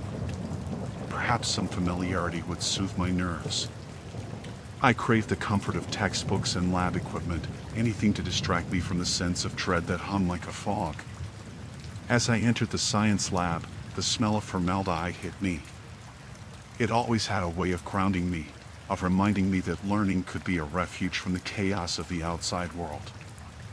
I settled into my usual spot, surrounded by test tubes and beakers. I couldn't shake the notion that something was off, though. The room felt stifling, as if the walls were closing in. The clock ticked loudly, and I found myself staring at it, watching each second tick away. I was alone now, and the stillness pressed down on me like a weight. Just as I was about to leave, I heard it, a soft, almost imperceptible whisper. It seemed to come from the storage closet in the back. I stared, frozen, the sound sending icy tendrils of fear through me. The whisper sounded like a conversation, but I couldn't make out the words. My heart pounded, and I felt a compulsion to investigate, to confront whatever lay within that closet. I took a hesitant step toward the door, hands trembling. With each step, the whispers grew louder, more distinct, as if they were beckoning me. The doorknob felt cold to the touch, and I hesitated, a wave of nausea washing over me. But curiosity won out. I turned it and pulled the door open. Nothing. The small room was dark and cluttered with old equipment covered in dust. I could see the outlines of glass containers, and cobwebs hung from the corners like ghostly tendrils. I squinted into the darkness, the whispers abruptly halting as if I'd interrupted something sacred. "Hello?" I called out again, but my voice echoed back at me, mocking in its emptiness. I stepped inside, heart hammering, and scanned the shelves. Just as I turned to leave, a flicker of movement caught my eye, a shadow darting behind one of the shelves. "Who's there?" I demanded, but only silence answered. My instinct screamed at me to run, but I stood frozen, caught between fear and the absurd desire to uncover whatever was hidden in this forsaken corner of the school. Suddenly, the door slammed shut behind me, the sound echoing like a gunshot. I spun around, adrenaline surging through me. I gripped the doorknob, twisting it frantically, but it wouldn't budge. Panic rose as I rattled the door, urgency fueling my actions, but it remained sealed as if it were a tomb. Let me out. I shouted, my voice rising in terror. Then, a low, guttural groan echoed from the shadows, sending a jolt through my veins. I turned back to the darkness, my breath hitching as I squinted into the murky depths. The silhouette emerged, not human, but something else entirely, a figure, elongated and distorted, with hollow eyes that glimmered like dying embers. I stumbled back, heart racing, and I felt the weight of its gaze pressing down on me. It moved closer, each step slow and deliberate, and I finally broke free from my paralysis, slamming against the door with a frantic urgency. The shadow reached out, fingers too long, too thin, and I screamed as I finally yanked the doorknob again. This time it gave way, and I bolted through the opening, stumbling into the hallway. I ran, not looking back, as the relentless echoes of the whispers followed me, wrapping around me like a shroud. Outside, the daylight felt blinding, but the warmth did little to calm the chill that coursed through me. I needed to escape, to get away from this place that had transformed from sanctuary to nightmare. I didn't stop until I reached the car, my heart racing madly, the whispers fading into the distance but never truly leaving me. I knew I had to come back, to confront whatever haunted those halls, but in that moment, all I could think of was escape. The school had become a cage, and I was determined to break free, even if I didn't know the cost of what lay ahead. The school loomed before me like a dark sentinel, its brick facade dull and uninviting under the overcast sky. A thick fog clung to the ground, coiling around my ankles, making each step toward the entrance feel deliberate, as if the earth itself urged me to turn back. I had spent the last few days wrestling with the memories of my last encounter in the old science lab, and yet here I was, drawn back to the very place that had begun to unravel the threads of my sanity. The hallway was empty, the sound of my footsteps echoing against the stained tiles. I glanced at the trophy case, the glass cracked and dust-coated, displaying the remnants of victories long past. The accolades felt almost mocking now, reminders of a time when this school held promise instead of dread. I steeled myself, reminding my reflection in the glass that I had to uncover the truth. I couldn't let fear dictate my actions. My feet led me to the science lab, the door hanging ajar as though it had been waiting for me. The chill in the air prickled in my skin, and I hesitated before stepping through. The room was dim, sunlight filtered unevenly through grimy windows, illuminating dust motes that danced in the air. I could almost hear the whispers from that night as I stepped inside, my heart quickening. I scanned the lab. Nothing appeared out of place, yet a palpable tension hung in the air, thickening the atmosphere with a sense of foreboding. The old equipment, disused and forgotten, seemed alive, watching me with silent eyes. With a deep breath, I approached the specimen cabinet, its glass shelves lined with jars of murky liquids and unidentifiable objects floating within. I recalled the stories of the teacher rumored to have experimented with dark forces, a figure often spoken of in hushed tones. Some claimed he had never left. I opened a cabinet, gingerly pulling it wide. Inside, an unremarkable glass jar sat in the corner. A simple label reading Sample 14 seemed to beckon me closer. I picked it up, examining its contents.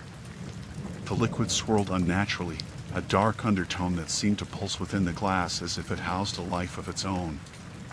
It gave off an unsettling energy, and I quickly set it back down, unease crawling up my spine. Just then, a noise broke through the stillness, a low creak. I spun toward the sound, my heart racing. The door had swung closed, and I rushed to it, my hands trembling as I tried to pull it open. It didn't budge. Panic surged within me. I pulled harder, adrenaline fueling my strength, but the door remained rigidly shut.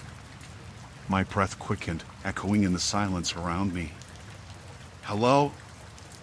I called out, my voice quivering. No response came, only the distant sound of my own heartbeat and the ominous creaks of the building settling. I pounded on the door, desperation clawing at my throat. "Let me out." A whisper floated through the air, chilling my blood. It was my name, barely audible but clear enough to send a shiver coursing through me. Emily. I froze, recognizing the voice. It belonged to Sarah, my friend who had recently vanished without a trace. The disbelief hit me like a physical force. Was I imagining things? I pressed my ear against the cold wood, hoping to hear her again. Sarah? Where are you? Silence fell once again, heavy and suffocating. I felt the walls closing in around me, darkness pooling in the corners of the lab. I backed away from the door, scanning the room for another way out. My gaze landed on the window, the only other exit, but it was barred tightly. Regret washed over me as I recalled Sarah's warnings about the school's hidden corners, tales of what had happened to those who got too close to the truth. I turned back to the cabinet, desperation clawing at me as I rummaged through the jars, searching for anything that could aid my escape. My fingers grazed the edge of a large, dusty book crammed between the shelves. It slid out with ease, the spine cracking as I opened it. The pages were filled with notes and diagrams, scrawled in an erratic hand. My heart raced as I flipped through, absorbing the grim depictions of rituals, experiments, and something darker lurking beneath the surface. As I read, I felt a cold sweat trickle down my back. It was like peering into a void I had no business troubling. I glanced back at the door, instinctively feeling the weight of unseen eyes upon me. The whispers returned, louder this time, swirling around me like a tempest. They were no longer just Sarah's voice. They morphed into a cacophony of tortured cries, begging for release, for recognition. I slammed the book shut, anchoring myself to the present, shaking my head as if to dispel the nightmare creeping into my reality. In that moment, a memory surged forth, a fleeting image of Sarah, standing pale and hollow, pleading for help. I had to find her. I had to escape this nightmare. I lunged at the window, grabbing the rusted bars with all my strength and yanking. They rattled but held firm. Suddenly, a soft tapping broke through the noise, a rhythmic beat that echoed in time with my frantic heart. I froze, eyes darting around the room as the tapping grew louder. It was coming from the corner of the lab, where shadows pulled thickest.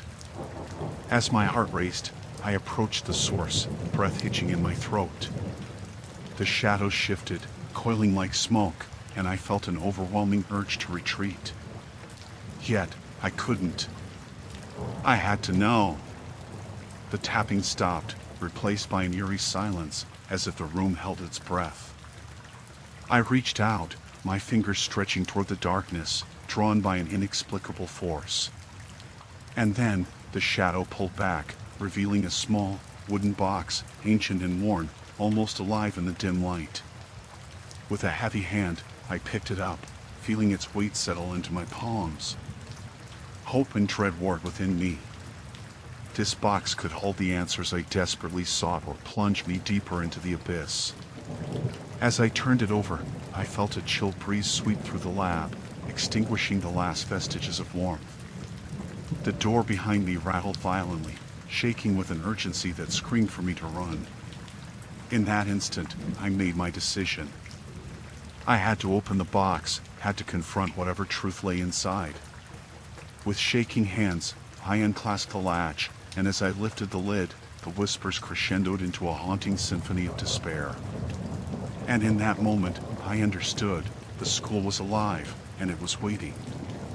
The morning sun filtered weakly through the dusty classroom windows, casting a feeble glow over the scattered papers and forgotten textbooks. I sat at my desk, tapping a pencil against the wood, the sound echoing in the unsettling quiet. It had been 3 days since we discovered the old janitor's diary in the basement.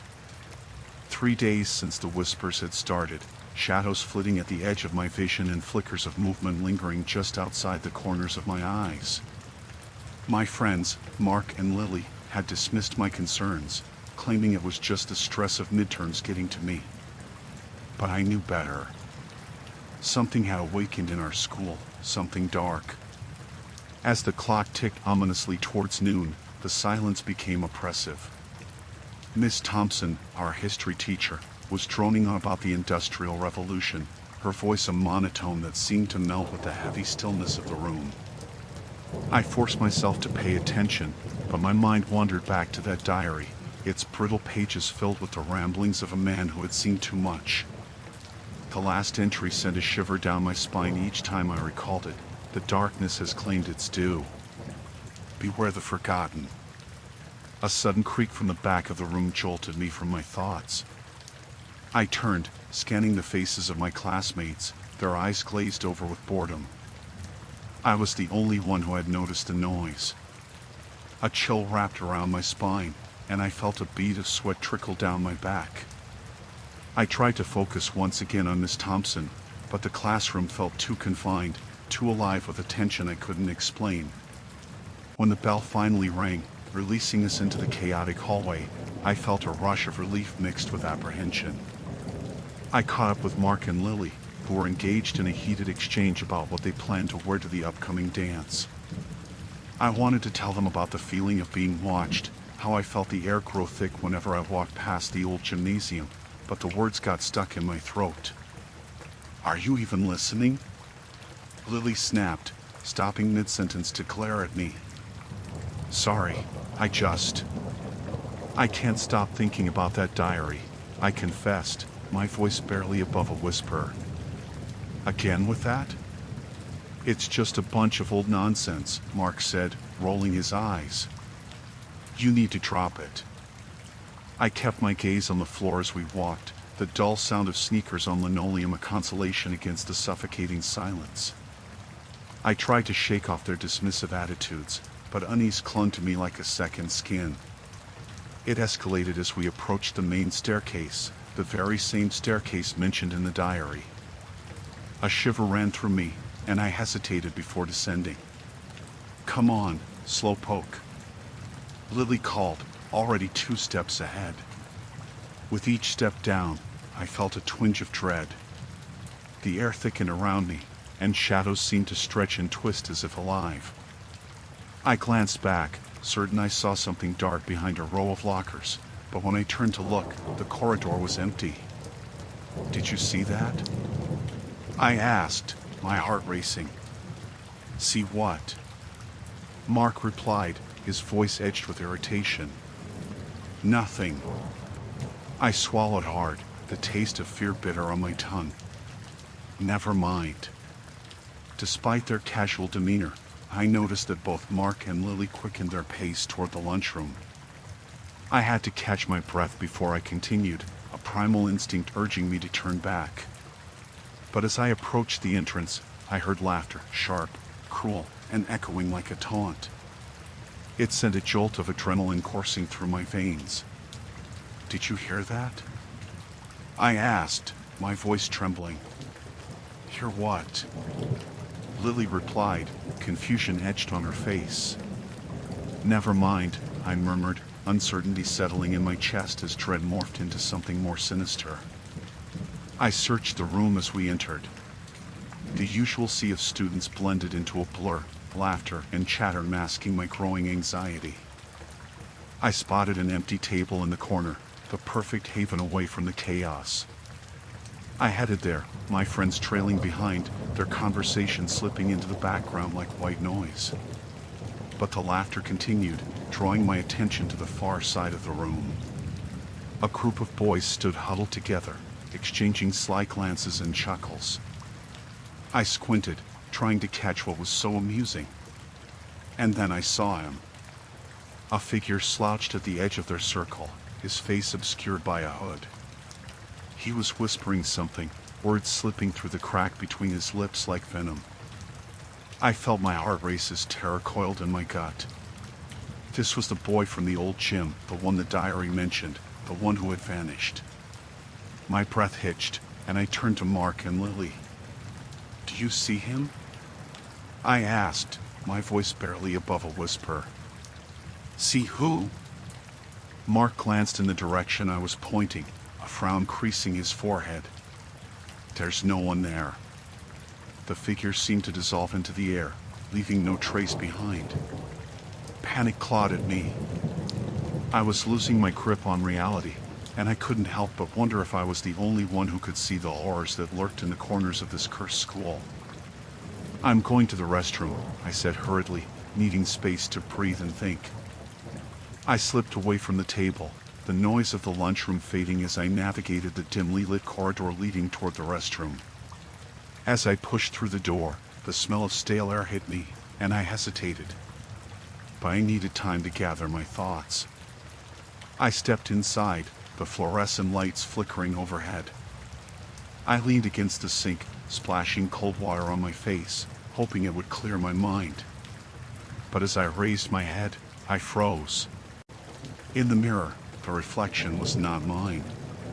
There was a boy standing behind me, his dark eyes boring into my soul, a shadow of something lost and broken. I turned abruptly, but the bathroom was empty. My heart thundered in my chest, and I stumbled backward, falling against the sinks, the cold porcelain grounding me. "Get a grip," I muttered to myself. "It's just your imagination." But as I looked back into the mirror, the words "Beware the Forgotten" echoed in my mind, warning me of the darkness lurking just beneath the surface of our ordinary school. The reflection flickered, and I was certain of something sinister creeping closer. It was time to confront the truth, whatever it may be. I could no longer hide from the shadows. Story 4, Midnight Calls from the Unseen. The autumn air held a crispness that felt almost electric, swirling with the anticipation of the long, dark nights to come. I had always enjoyed babysitting, the way the quiet hum of a home invited a certain kind of intimacy. But that night, the air felt different, heavy, charged. It was October, and with Halloween around the corner, the world pulsed with a restless energy that seeped into every crevice of my mind. Mrs. Thompson had called me only a few hours before I was due to start. She sounded frantic, her voice laced with urgency. "I know it's last minute, but could you please come by at 7? I have a meeting that I just can't miss." I assured her it was no trouble at all. In truth, I relished the thought of spending the evening with the Thompson kids. They were both sweet and well-behaved, a welcome distraction from my own home life, which had become increasingly fraught with tension. The Thompson house stood at the end of a cul-de-sac, a sprawling two-story structure that seemed to loom larger in the twilight. As I approached, a shiver ran down my spine, though I couldn't quite tell if it was the chill in the air or something more. The porch light flickered as I climbed the steps, and I paused to listen to the rustling leaves, feeling a sense of unease creep in. The front door swung open, and Mrs. Thompson stood there, her hair slightly disheveled, eyes wide with a desperation I had never seen before. "Thank you for coming," she said, her voice a mix of relief and apprehension. "The kids are upstairs. They'll be thrilled to see you." I nodded, forcing a smile, but her anxious energy seeped into me, setting me on edge. As she explained the details of the evening, I caught glimpses of the home, family photos on the walls, a warm but chaotic living space filled with toys and scattered shoes. It felt familiar, safe, yet something gnawed at me from the shadows. After Mrs. Thompson left, I took a deep breath and headed upstairs. The sounds of TV laughter echoed from the living room, but the kids weren't there. Instead, I found them in their bedroom, Amelia and Ben, sprawled on the floor surrounded by a collection of brightly colored toys. "Emily," they shouted in unison, their faces lighting up as I entered. I felt a surge of warmth, the weight of tension lifting just a little. "We were hoping you would come." I settled onto the floor beside them. "What are you two up to?" "We're playing a game," Ben said, his enthusiasm infectious. "It's a new one, Ghosts and Goblins." Amelia chimed in, "It's Halloween soon. We have to get ready." The excitement in their voices drowned out my lingering unease. We played for a while, the sounds of their laughter filling the room. But as darkness fell outside, the atmosphere shifted. I glanced at the clock. It was almost 9, and I had just settled them into bed after a marathon of stories. The house felt larger now, its corners darker, the silence more pronounced. I flipped on the hallway light and made my way down to the living room, where I could see the streetlight casting long shadows through the windows. As I arranged the toys on the coffee table, I couldn't shake the feeling that someone was watching me. The hairs on the back of my neck stood up, and I turned abruptly, half expecting to find someone lurking in the shadows. But the house was still, save for the faint hum of the refrigerator and the distant rustle of leaves outside. The moment passed, and I chastised myself for being jumpy. I settled back onto the couch, the TV flickering softly. That's when I heard it, a faint noise from upstairs, a muffled whisper that seemed to drift down the staircase. My heartbeat quickened as I strained to listen, but soon the sound faded, replaced by the usual creaks of the house settling around me. I shook my head. It was probably just the wind. After all, houses this old have their quirks. I picked up my phone to check the time again. It was nearly 10. Mrs. Thompson should be home soon. The whisper came again, clearer this time, a soft call from upstairs. Emily. My heart skipped. Who was calling my name? The kids were asleep, or at least they should have been. I rushed to the base of the stairs, glancing up into the dimly lit hallway. Amelia? Ben? I called out, my voice more steady than I felt. Silence answered, thick and suffocating. I hesitated, a chill creeping up my spine. Seconds stretched into an eternity as I stood frozen. Just as I was about to retreat, a shadow flitted across the hall, momentarily breaking the stillness. My breath caught in my throat, and I stepped forward instinctively, drawn to the movement. As I climbed the stairs, the air grew heavier, more oppressive. I reached the top and peered into the children's room. The door was ajar, but inside, the room lay dark and quiet. I pushed the door open, my pulse quickening with each creak of the hinges. The beds were unmade, their little bodies nowhere to be seen. Amelia? Ben? I called out, panic rising. What was happening? I turned to check the bathroom, the closet, anywhere they could have hidden. My mind raced with possibilities, each more terrifying than the last. And then I heard it again, that soft whisper, just behind me. Emily. I spun around, heart pounding, but the hallway was empty. I had expected my first night babysitting for the Kellers to be a routine experience, watching over two kids while their parents enjoyed a night out. I envisioned it as nothing more than a few hours filled with cartoons, a little homework supervision, and then an easy bedtime. Instead, the atmosphere in their home felt charged, almost heavy with something unnameable. When Mrs. Keller had handed me the door key, her look was more than just maternal concern. There was an urgency to her voice that refused to fade. If anything feels off, call me immediately, she had insisted, her eyes scanning the entryway as if something might leap out at any moment. I laughed it off at the time, thinking she was overprotective, but as the evening wore on, her words echoed in my mind with growing clarity. The Keller house was a well-kept, two-story structure at the edge of town. The kids went to bed early, and as I settled on the living room couch, I couldn't shake the feeling of being watched. It was just the two of us now, me and the silence that seemed to thicken the air around me after the kids had drifted off to sleep. They had been delightful. Ellie, the 8-year-old, had a vibrant energy that drew me in, and Max, her timid 5-year-old brother, was sweet but prone to sudden bursts of fear. I tucked them into bed, the soft whispers of their sleepy voices still ringing in my ears. Once the house settled into that eerie hush, I turned on the television, hoping to distract myself with mindless reruns. The bright screen flickered, casting ghostly shadows on the walls, and I found myself glancing around, half expecting to see something lurking in the corners. The clock ticked steadily, each ticking second amplifying my unease. After a while, I began to hear it. A soft sound, like a whisper drifting through the house. I paused the show, straining my ears. No, It wasn't just my imagination. I could hear it more distinctly now, a low, almost pleading murmur. It floated down the hallway, filtering through the wooden floors. My heart raced as I stood up, the couch creaking beneath my weight. Surely, it was just the wind, or perhaps the owls settling. Old homes did that, I reminded myself. But as I walked toward the sound, the hairs on the back of my neck stood on end. The whispers became clearer, echoing in a way that felt wrong, as if they weren't meant for me. I stepped forward cautiously, my bare feet cold against the hardwood.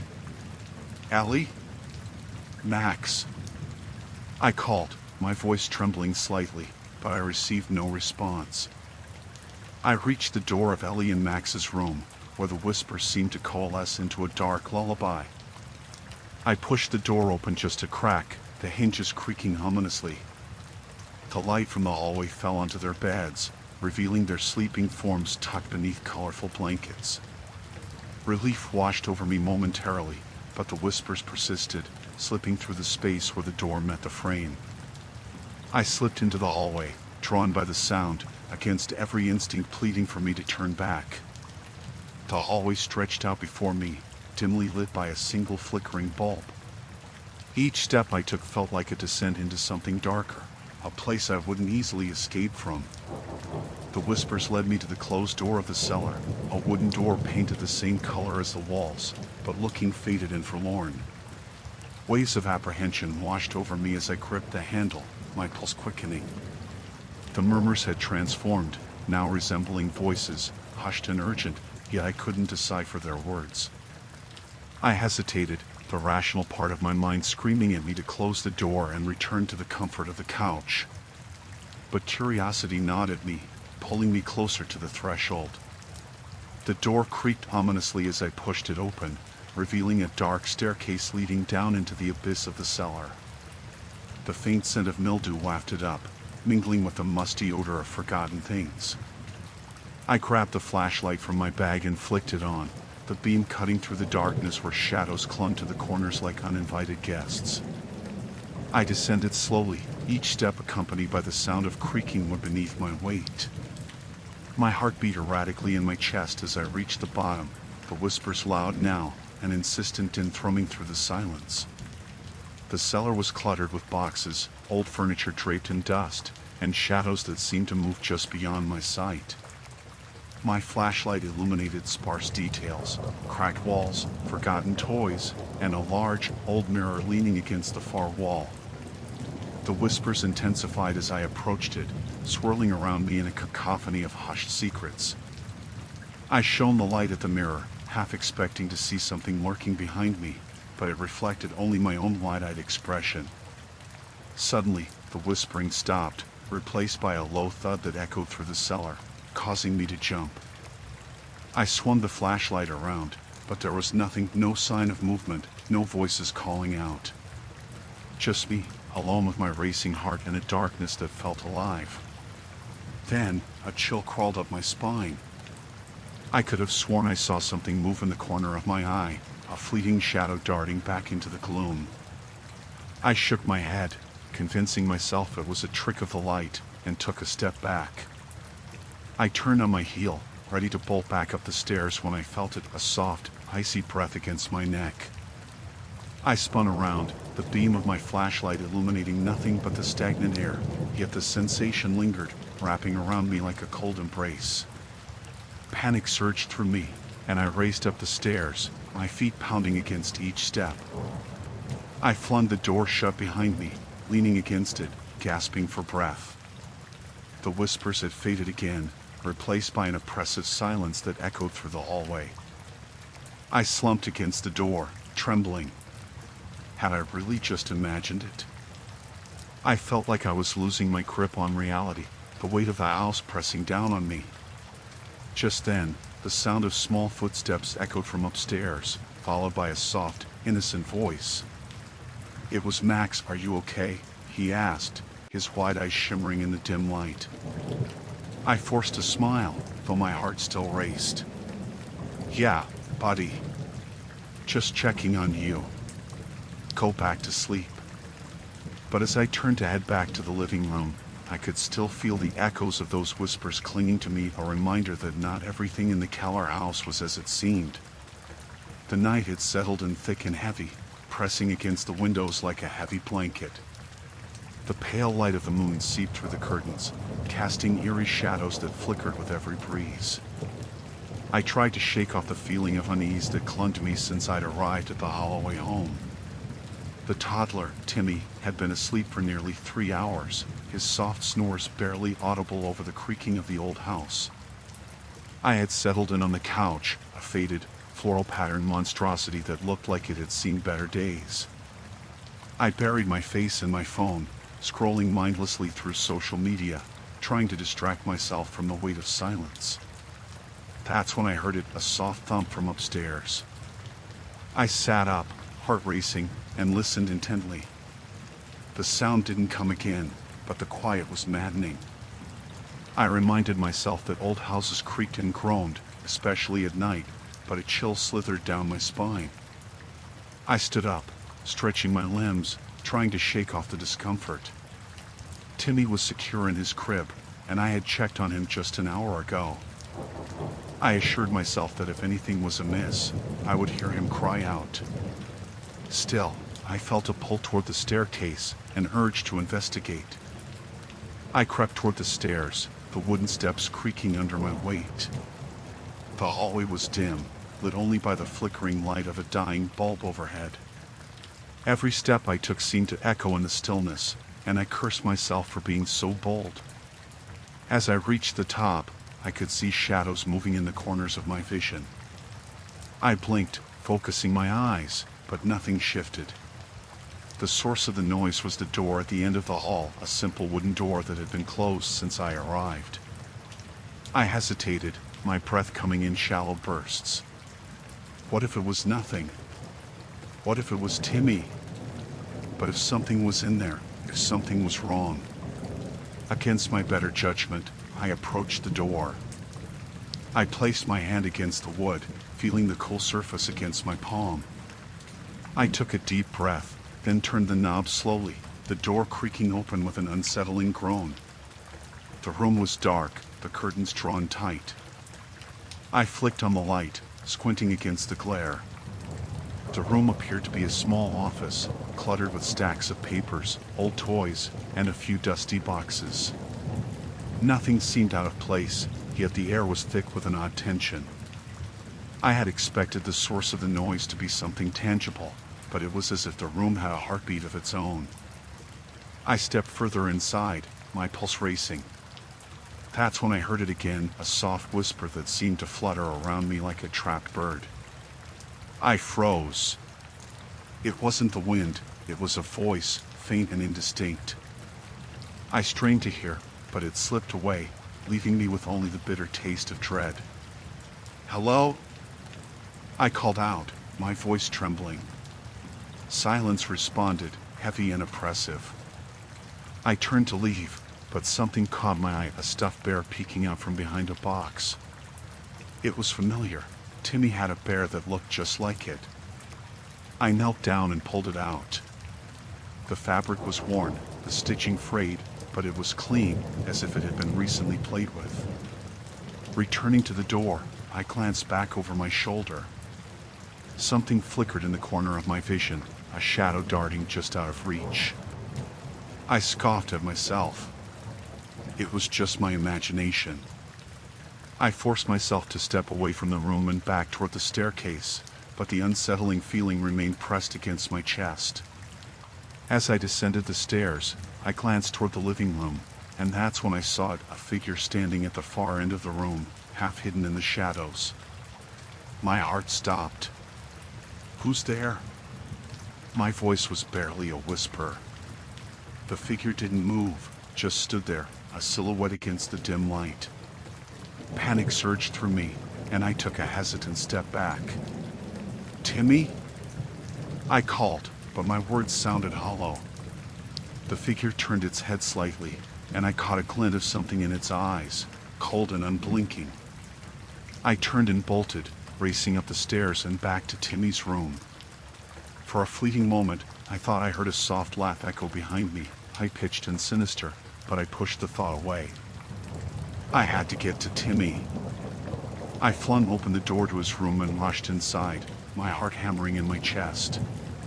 To my relief, Timmy remained asleep in his crib, blissfully unaware of the terror that gripped me. I leaned over the crib, watching the gentle rise and fall of his tiny body. Through the window, I could see the shadows moving outside, trees swaying in the wind, or perhaps something else. I forced myself to breathe, to calm down. I was just being paranoid. I had to keep my cool. But I couldn't shake the feeling that I was being watched, that something was lingering just beyond the threshold of my perception.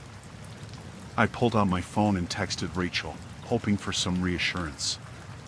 "Everything okay?" she replied almost immediately. "Just heard a noise." I checked on Timmy. "He's fine," I typed back, though I wasn't convinced of my own words. The reply came too quickly. "You know you can call me if you need to, right?" I hesitated, staring at the screen. I wanted to say yes, to reach out and ask her to come back. But I couldn't admit to weakness, not now. I set my phone down and paced the room, glancing once more at Timmy. The shadows outside seemed to elongate, creeping closer to the house. Something felt terribly wrong. A sudden crash echoed from downstairs, shattering the fragile silence that had settled over the house. I froze, adrenaline flooding my veins. My instinct screamed for me to stay put, to protect Timmy, but curiosity and dread pulled me toward the door. I took a deep breath, my heart racing, and stepped toward the hallway, ready to face whatever awaited me in the darkness. But as I reached for the doorknob, I heard it again, a soft laugh, unmistakably close, sending chills racing down my spine.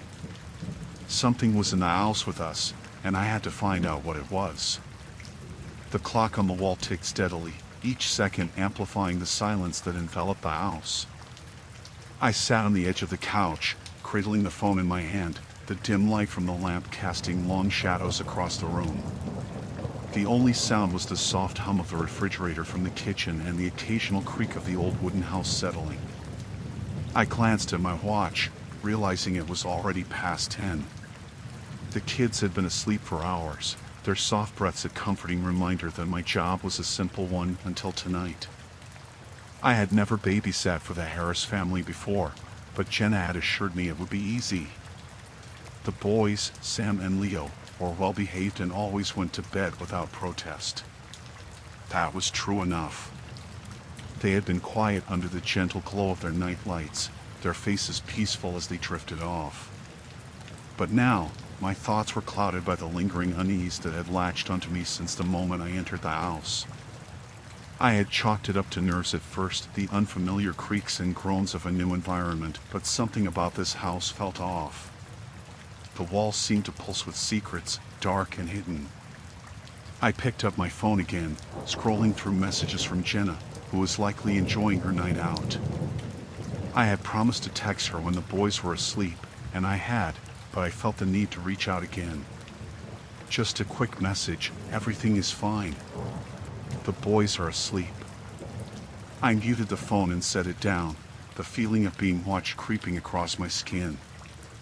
I glanced toward the staircase leading to the second floor. The boys' room was at the end of the hall, but something about the shadows pooling at the top of the stairs sent a shiver down my spine. I could have sworn I had heard a faint giggle earlier, but I had brushed it off as the remnants of the boys' bedtime stories lingering in the air. I stood up, my feet carrying me toward the kitchen. The ice maker in the refrigerator clanked, and I grabbed a glass of water, forcing myself to focus on something mundane. I poured the water into a glass, the cool liquid comforting against my lips. As I drank, I heard it again, a soft giggle, a whisper of sound that should not have been there. I froze, the glass halfway to the table. My heart thundered in my chest, and I turned toward the source of the sound. "Sam? Leo?" I called out, my voice wavering. Silence answered, thick and heavy. I set the glass down and walked cautiously toward the staircase. The shadows danced in the dim light, and I peered up the stairs, half expecting to see two small faces peeking down at me. Nothing. Just the eerie quiet of the house. Gathering my courage, I ascended the steps, my footsteps muffled against the carpet. The hallway was dark, the only light coming from beneath the door to the boys' room.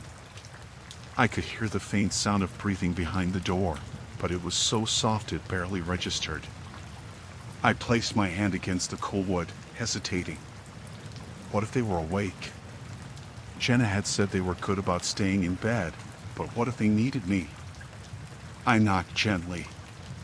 "Hey, boys, are you okay?"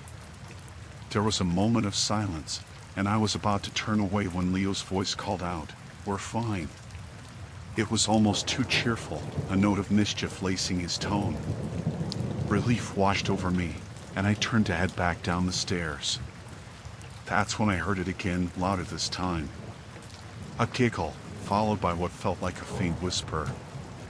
The sound was unnerving, like it was coming from the walls themselves. I shivered despite the warmth of the house. I returned to the living room and picked up the remote, flipping through channels absent-mindedly as I tried to distract myself. But the laughter echoed in my mind, gnawing at my nerves. I couldn't shake the feeling that I was not alone. Just then, my phone buzzed on the table, jolting me from my thoughts. It was a text from Jenna. "How's it going? Everything good?" I typed back quickly, "Yeah, everything's fine. The boys are asleep." But before I hit send, I saw something out of the corner of my eye. The hallway light flickered. I glanced up, my breath hitching in my throat. The light blinked again, casting erratic shadows along the wall. It was only supposed to be a light bulb acting up, but as I stared at it, I felt a presence looming just outside my vision. I sent the message to Jenna and stood up slowly, making my way back to the staircase. The hallway was darker now, the light overhead flickering in and out like a heartbeat. I stopped at the top of the steps and called out, "Boys, if you're playing games, it's time to go to sleep." The silence that followed felt thick, almost suffocating. I stepped lightly toward the boys' room, my heart racing. The door was slightly ajar, and I could see the glow of their nightlight spilling out into the hallway. I pushed the door open, peeking inside. The beds were empty. My stomach dropped as I scanned the room, panic surging through me. I turned back quickly, just in time to see the hallway light flicker once more and then extinguish completely. Darkness enveloped me, an inky silence wrapping around my throat. I could hear my own heartbeat thundering in my ears as fear surged through my veins. The house was still too quiet. I turned to flee back down the stairs, but a whisper echoed from behind me, chilling my blood. "Come play with us." I spun around, my heart racing against the terror coursing through me. The boys stood at the end of the hall, shadows playing tricks with their figures. Their faces were obscured, but I could see their wide eyes glimmering in the faint light of the night light. It took me a moment to realize they weren't in pajamas anymore. They wore strange, old-fashioned clothes, frayed at the edges, as if they had stepped out of another time. "Come on." Leo beckoned, his voice pulling at something deep inside me, a call I felt compelled to answer. But something wasn't right, and I knew it. The air crackled with a tension I couldn't quite place, a foreboding that settled over me like a thick fog. I took a step back, reaching for my phone, but it was gone, slipped from my grasp in the chaos of the moment. "Come play with us," Sam echoed, and I stumbled back, my instinct screaming for me to run. This wasn't just babysitting anymore. This was something much darker, something that had been waiting for me in the shadows. The clock ticked incessantly, punctuating the stillness of the house like a metronome guiding me into the depths of my anxiety. I had been staring at the old grandfather clock in the living room for what felt like hours, its pendulum swinging back and forth with a hypnotic rhythm that only drove my nerves deeper into the ground.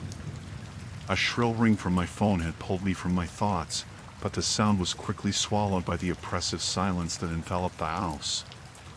The children were asleep upstairs, their soft breaths drifting down the hallway. I had checked on them not long before, reassured by the gentle rise and fall of their small chests under the pale glow of the night light. The parents had left strict instructions: no TV, no loud noises.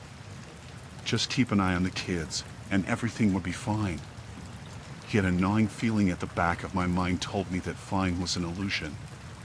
The house creaked inside, settling into the chilly night.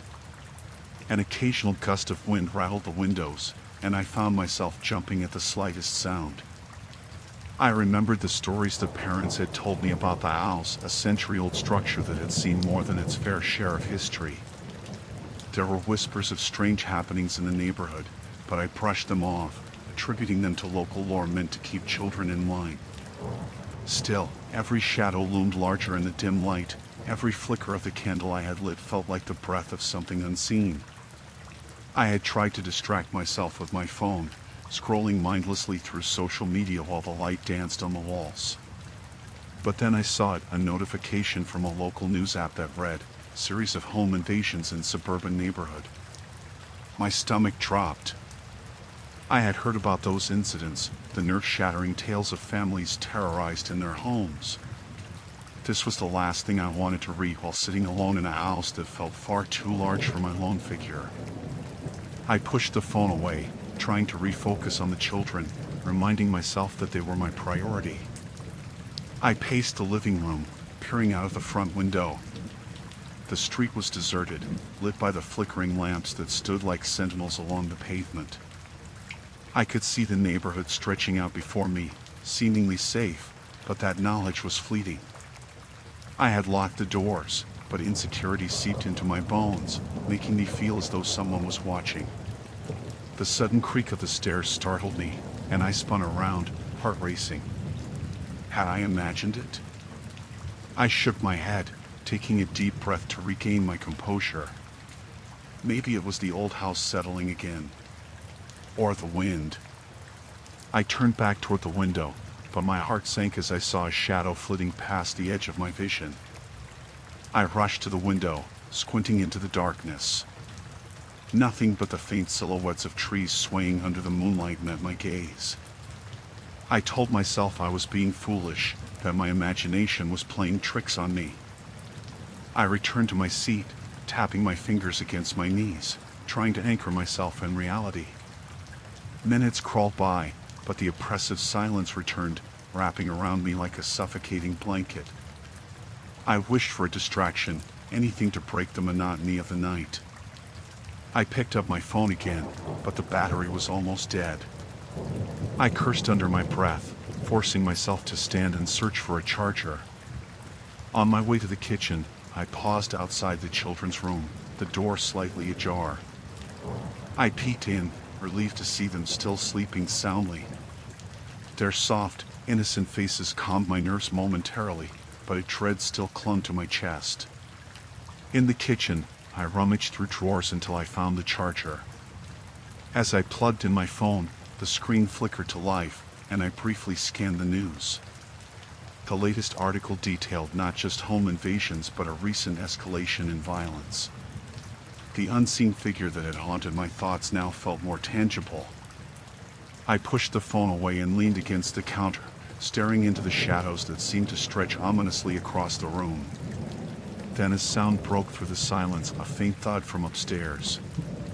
My breath caught in my throat. It was soft, almost muffled, but it was enough to send my heart racing. I stood frozen, straining to hear more. It could have been an errant noise, just the house settling again, but doubt crept in like a slow poison. I grabbed a flashlight from the drawer, my hands trembling as I switched it on.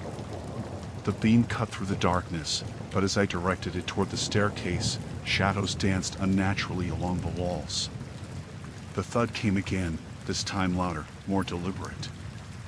My heart pounded in my chest. Someone was upstairs. "Hello?" I called out, my voice shaking. There was no response, only a chilling silence that seemed to mock me. I felt foolish, exposed, standing alone in a house that should be filled with safety. I wanted to run, to grab the kids and bolt for the front door, but I couldn't abandon them. They depended on me. With every ounce of courage I could muster, I stepped toward the staircase. Each creak of the wood beneath my feet seemed to echo through the house, a percussion to the rising dread that filled my heart. The flashlight flickered as I climbed, illuminating the walls adorned with old photographs that seemed to watch me as I ascended. I reached the top, my breath shallow. The hallway stretched before me, dimly lit. My pulse raced as I made my way toward their door, heart pounding in my ears. I hesitated, the flashlight beam flickering as I knocked gently. "Are you guys okay?" I whispered. Silence lingered for a moment too long. My hand shook as I turned the doorknob, pushing the door open slowly. Inside, the room was dark, the children nestled peacefully under their blankets. Relief washed over me, but as I turned to leave, I heard it again. A deliberate creak, this time right behind me. I spun around, my heart in my throat, the flashlight beam piercing through the darkness, but there was nothing.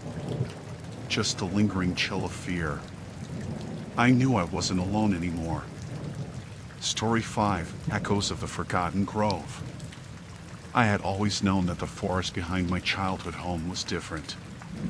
Others would speak of its beauty in spring, how the cherry blossoms would scatter like confetti when the wind blew through the branches. They would take their children there for picnics, their laughter echoing among the trees, but I felt a heaviness in the air that made me uneasy. I wasn't sure why I first felt it. Maybe it was the day I found the old, rusted key half buried in the dirt, or perhaps it was the stories whispered among the neighborhood kids about the woman in white who roamed the woods at night.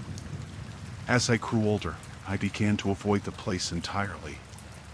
But then, life had a way of dragging me back. I had returned to my hometown after my father's death, the house now empty and echoing with memories. The forest loomed in the distance, a dark silhouette against the fading sun, and despite my better judgment, I found myself drawn toward it, as if some invisible thread were pulling me into its depths. It was late afternoon when I crossed the threshold of the tree line, the once familiar path now overgrown and tangled. The air thickened, heavy with damp earth and decaying leaves, and the sunlight filtered through the canopy in patches, casting ghostly shadows that danced eerily around me. Each step deeper into the forest made my heart race, the uneasy feeling swelling in my chest. I couldn't quite shake the sensation of being watched, though I tried to convince myself it was merely a product of my imagination. As I walked, the memories of my childhood flooded back, my friends daring each other to venture deeper, the hushed conversations about the woman in white. The stories were always vague, whispered in tones that suggested something sinister. Nobody had ever claimed to see her, yet the fear lingered, a collective anxiety that bound us together as children. I had scoffed at the time, but standing among the trees, I felt the weight of those stories settle around me like a shroud. I paused at a clearing, where a twisted old oak stood sentinel, its gnarled branches stretching toward the sky like skeletal fingers. It was here I had once played pretend, weaving tales of fantastical creatures and hidden treasures. Now it felt different. The air seemed to shimmer with a palpable tension, and the wind whispered secrets I could not discern. As I approached the tree, its bark rough beneath my fingertips, I noticed something strange, a small, intricately carved figure wedged in a nook, half hidden by moss and ivy. It was a representation of a woman, her face serene yet haunting, her eyes seeming to follow me as I circled the tree. The craftsmanship was exquisite, and I couldn't help but wonder if someone had left it there intentionally. I reached out to touch it, and a chill coursed through me, as if the figure had absorbed the forest's darkness.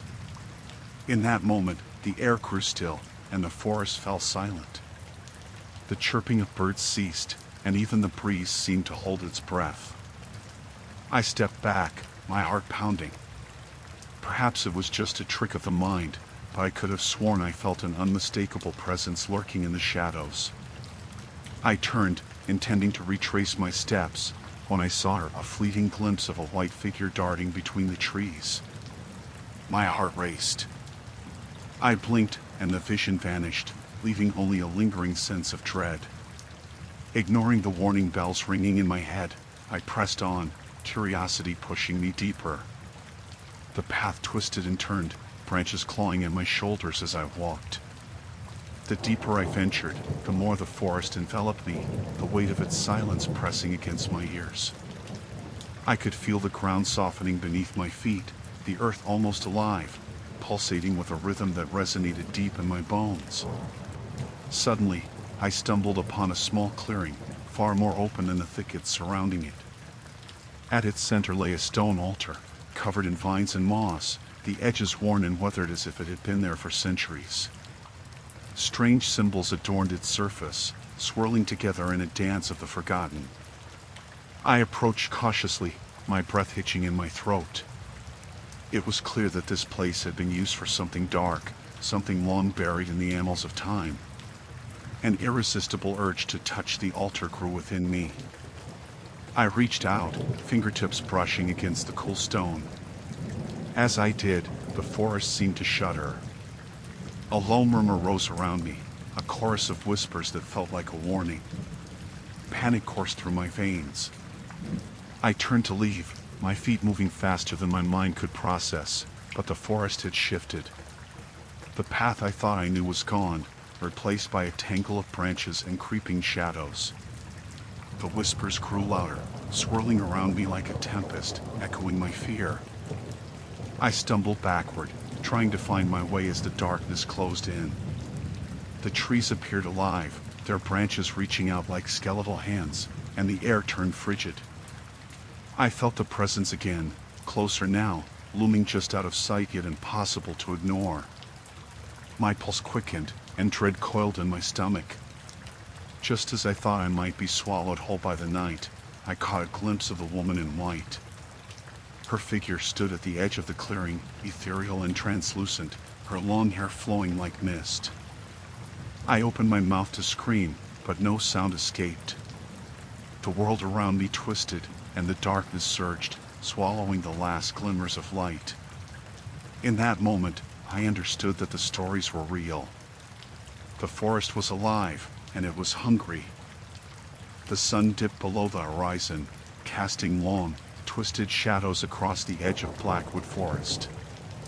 I stood there, wood smoke curling from the chimney of my childhood home, staring at the gnarled trees that loomed like sentinels guarding some dark secret. It had been days since I'd returned to this place, days filled with sleepless nights and whispered conversations with the villagers. The stories, the warnings, clung to me like the lingering mist that rolled off the forest floor. I could feel my heart racing with a mix of dread and curiosity.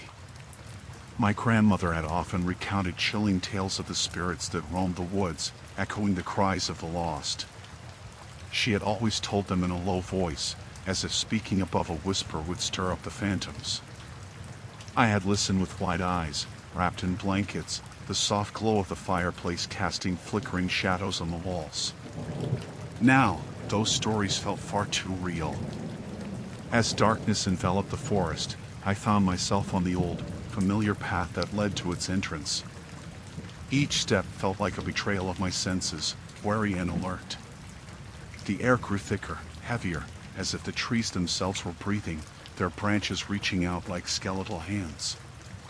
I hesitated, a chill crawling up my spine. I knew the tales, how beings lost to the forest wandered eternally, luring the curious deeper into their embrace. I pressed forward, driven by a need to confront whatever haunted this place. The underbrush rustled. I froze, scanning the shadows. Nothing moved but the wind, whispering secrets I could not understand. The moonlight fought to penetrate the dense canopy, and what little light it offered danced on the ground, creating an illusion of movement. It was then I heard it, a soft, almost melodic humming. My breath caught as I strained to listen. The sound seemed to swirl around me, pulling me closer to its source. I had to know what it was. The stories of the lost souls drifted back to me, but I silenced them, forcing my feet to press onward. The path twisted and turned, and the trees closed in tighter, their bark gnarled and twisted. The hum became clearer, beckoning, weaving through the branches. I stumbled upon a clearing, moonlight spilling down like a spotlight on an ancient stone circle, overgrown with vines and moss. It looked untouched by time, yet it felt wrong. The air shimmered with an energy that prickled my skin, a mix of curiosity and foreboding. I stepped closer, the humming intensifying, wrapping around me like a blanket. Glancing around, I noticed the ground was littered with small trinkets, a broken locket, a child's toy, shards of ceramic. I felt my heart sink. Each piece felt like a testament to those who had wandered into the forest and never returned. The stories were real. This was a graveyard of lost memories, forgotten by the world. Suddenly, the humming stopped, replaced by an unsettling silence that pressed against my ears. I turned, scanning the darkness, a sense of being watched creeping over me. It was then I spotted movement at the edge of the trees. A figure materialized in the shadows, a woman cloaked in a tattered dress that swayed with the breeze, her hair a tangled mass cascading over her shoulders. I called out, my voice trembling. "Hello? Are you lost?" She remained still, her eyes glimmering like polished stones, unblinking, as if sizing me up. My instinct screamed at me to run, but I was rooted in place, paralyzed by an unseen force. "Help me," she whispered, her voice barely audible, yet it resonated deeply, chilling my bones. I have waited so long to be free. Every tale my grandmother told surged back, the warnings etched into my mind. I had heard of the spirits that were trapped, forever longing for release, and yet here I stood, teetering on the edge of curiosity and terror. "Please," she implored, her mouth twisting into a grin that sent a shiver down my spine. "You have to help me find the others." In that instant, I understood. She wasn't just lost, she was part of the forest, bound to it like a prisoner in chains. The stories weren't merely warnings, they were a plea. My heart raced, a primal urge to flee urging me onward, but the fascination held me fast. I wanted to ask her how, to know the truth of what had happened to her and those she sought, but words caught in my throat. The air thickened, the trees creaked ominously. The shadows behind her began to swirl, coiling like smoke, forming shapes that flickered in and out of existence. "Join us," she said, her voice rising with an otherworldly echo. "We can be free together." The temptation clawed at me. I felt the pull of the forest, its secrets urging me to step closer. But a part of me screamed to resist, to remember the laughter of my grandmother, the warmth of home. I took a step back, the ground crunching underfoot. The figure's expression darkened, and a flash of anger ignited in her eyes. "You must choose," she hissed, her voice growing more urgent, more desperate. I stumbled backward, turning on my heel to flee before the darkness could swallow me whole. The echoes of her voice chased me as I ran, the shadows stretching, reaching. I dashed through the trees, branches clawing at my skin, but I couldn't stop. My heart thundered in my chest, a wild drumbeat driving me back to the safety of the light. When I finally burst into the clearing of my childhood home, I collapsed against the door, gasping for breath. The woods waited behind me, dark and foreboding. I felt their hunger, their pull, but I also felt the weight of their despair. I knew the tales were more than stories. They were warnings of what lay in the shadows. I had stepped into the forest, but it seemed the forest was not done with me. The air hung thick with an uneasy stillness as I stepped deeper into the heart of Elder's Wood. Each crunch of twigs underfoot echoed louder than the last, disrupting the silence that clung to the trees like a shroud. I had come here in search of answers, but with each passing moment, the forest seemed to close in around me, wrapping its gnarled fingers tighter, urging me to leave. It had been 3 weeks since my brother, Malcolm, vanished. 3 weeks of sleepless nights and frantic searching. The townsfolk whispered of Elder's Wood, their voices dropping to hushed tones when they spoke of the hauntings, the lost souls that wandered its shadows. I had brushed their warnings aside, finding comfort in my disbelief. Now, standing among the towering oaks, I regretted my arrogance. The sunlight struggled to penetrate the dense canopy above, casting dappled shadows that danced ominously across the ground. I recalled the old stories, the ones about those who entered the forest and never returned. I hadn't believed in the supernatural, but as I wandered, I felt the weight of their tales bearing down upon me. I could almost hear their whispers, urging me to turn back. With a shaking breath, I pressed on, guided by the flimsy resolve forged from desperation.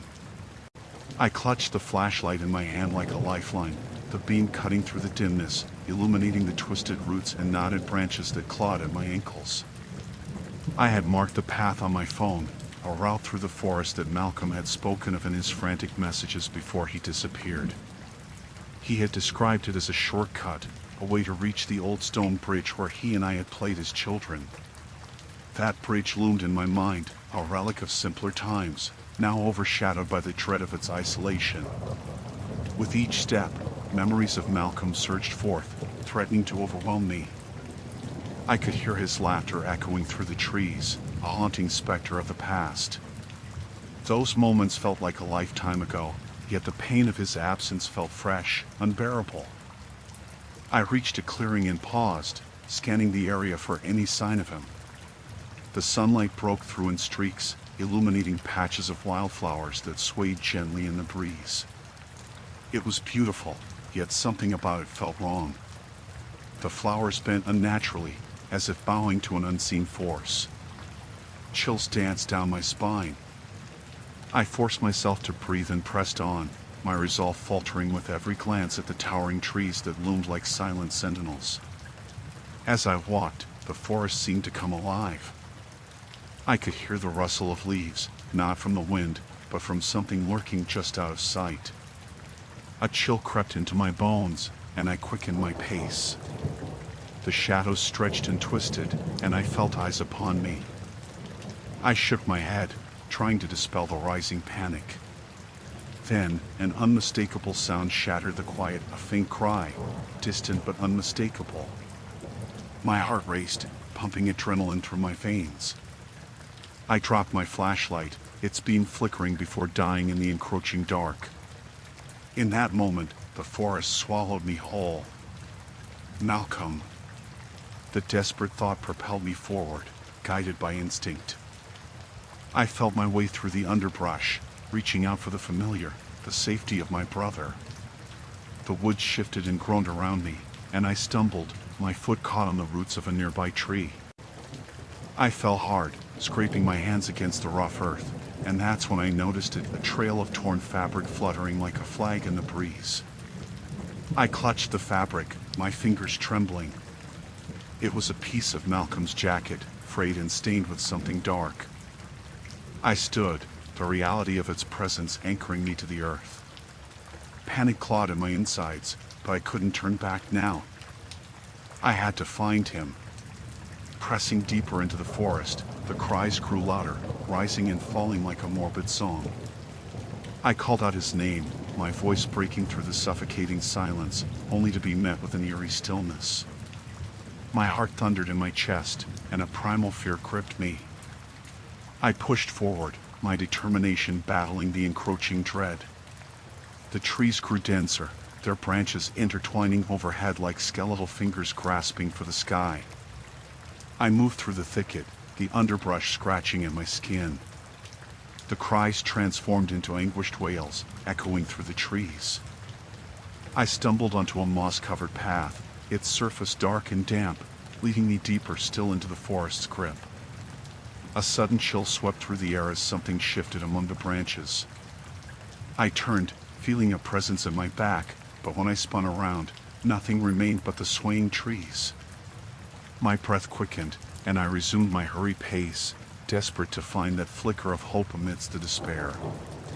Then, I saw it, a flicker of movement in the distance. I broke into a sprint, my feet pounding against the earth, adrenaline surging through me. As I drew closer, I spotted a figure, hunched and shadowy, moving in and out of the trees. Malcolm. I shouted, praying against the rising dread. The figure turned, and I felt my blood run cold. It wasn't my brother. The face that stared back was gaunt and hollow, its eyes sunken and devoid of life. A low, guttural sound escaped its lips, and the air thickened with an unnatural weight. My heart raced, and the world around me blurred. I turned and fled, branches snapping like bones as I pushed through the underbrush, the forest closing in behind me. The wails surrounded me now, a cacophony of lost souls trapped in their eternal torment. I ran blindly, heart pounding, breath coming in ragged gasps. The ground shifted beneath me, and the trees loomed taller, their branches stretching out like grasping hands. I felt the breath of something ancient and malevolent on my neck as I tore through the labyrinth of Elder's Wood. I had to escape. I had to find Malcolm. But as I ran, the whispers grew louder, urging me to stop, to listen, to succumb. I could feel the forest's presence wrapping around me, its tendrils pulling me back, ensnaring me in its depths. The last remnants of daylight faded, leaving me in a realm of shadows. Desperation clawed at me, but I pressed on, driven by a flicker of hope that somehow, somewhere, I would find my brother and escape this cursed place. The sun dipped below the horizon, painting the sky in shades of bruised purple and deep blue.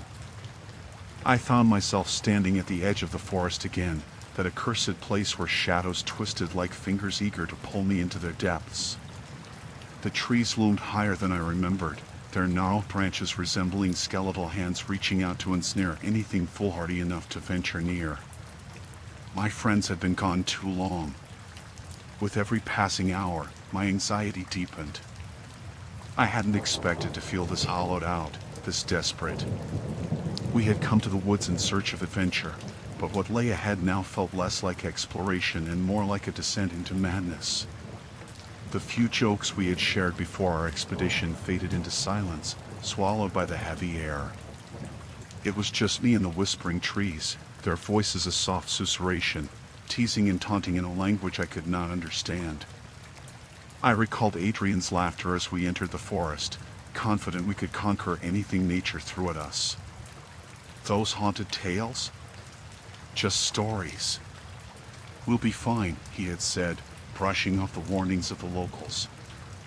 I had wanted to believe him, to revel in the thrill of the unknown.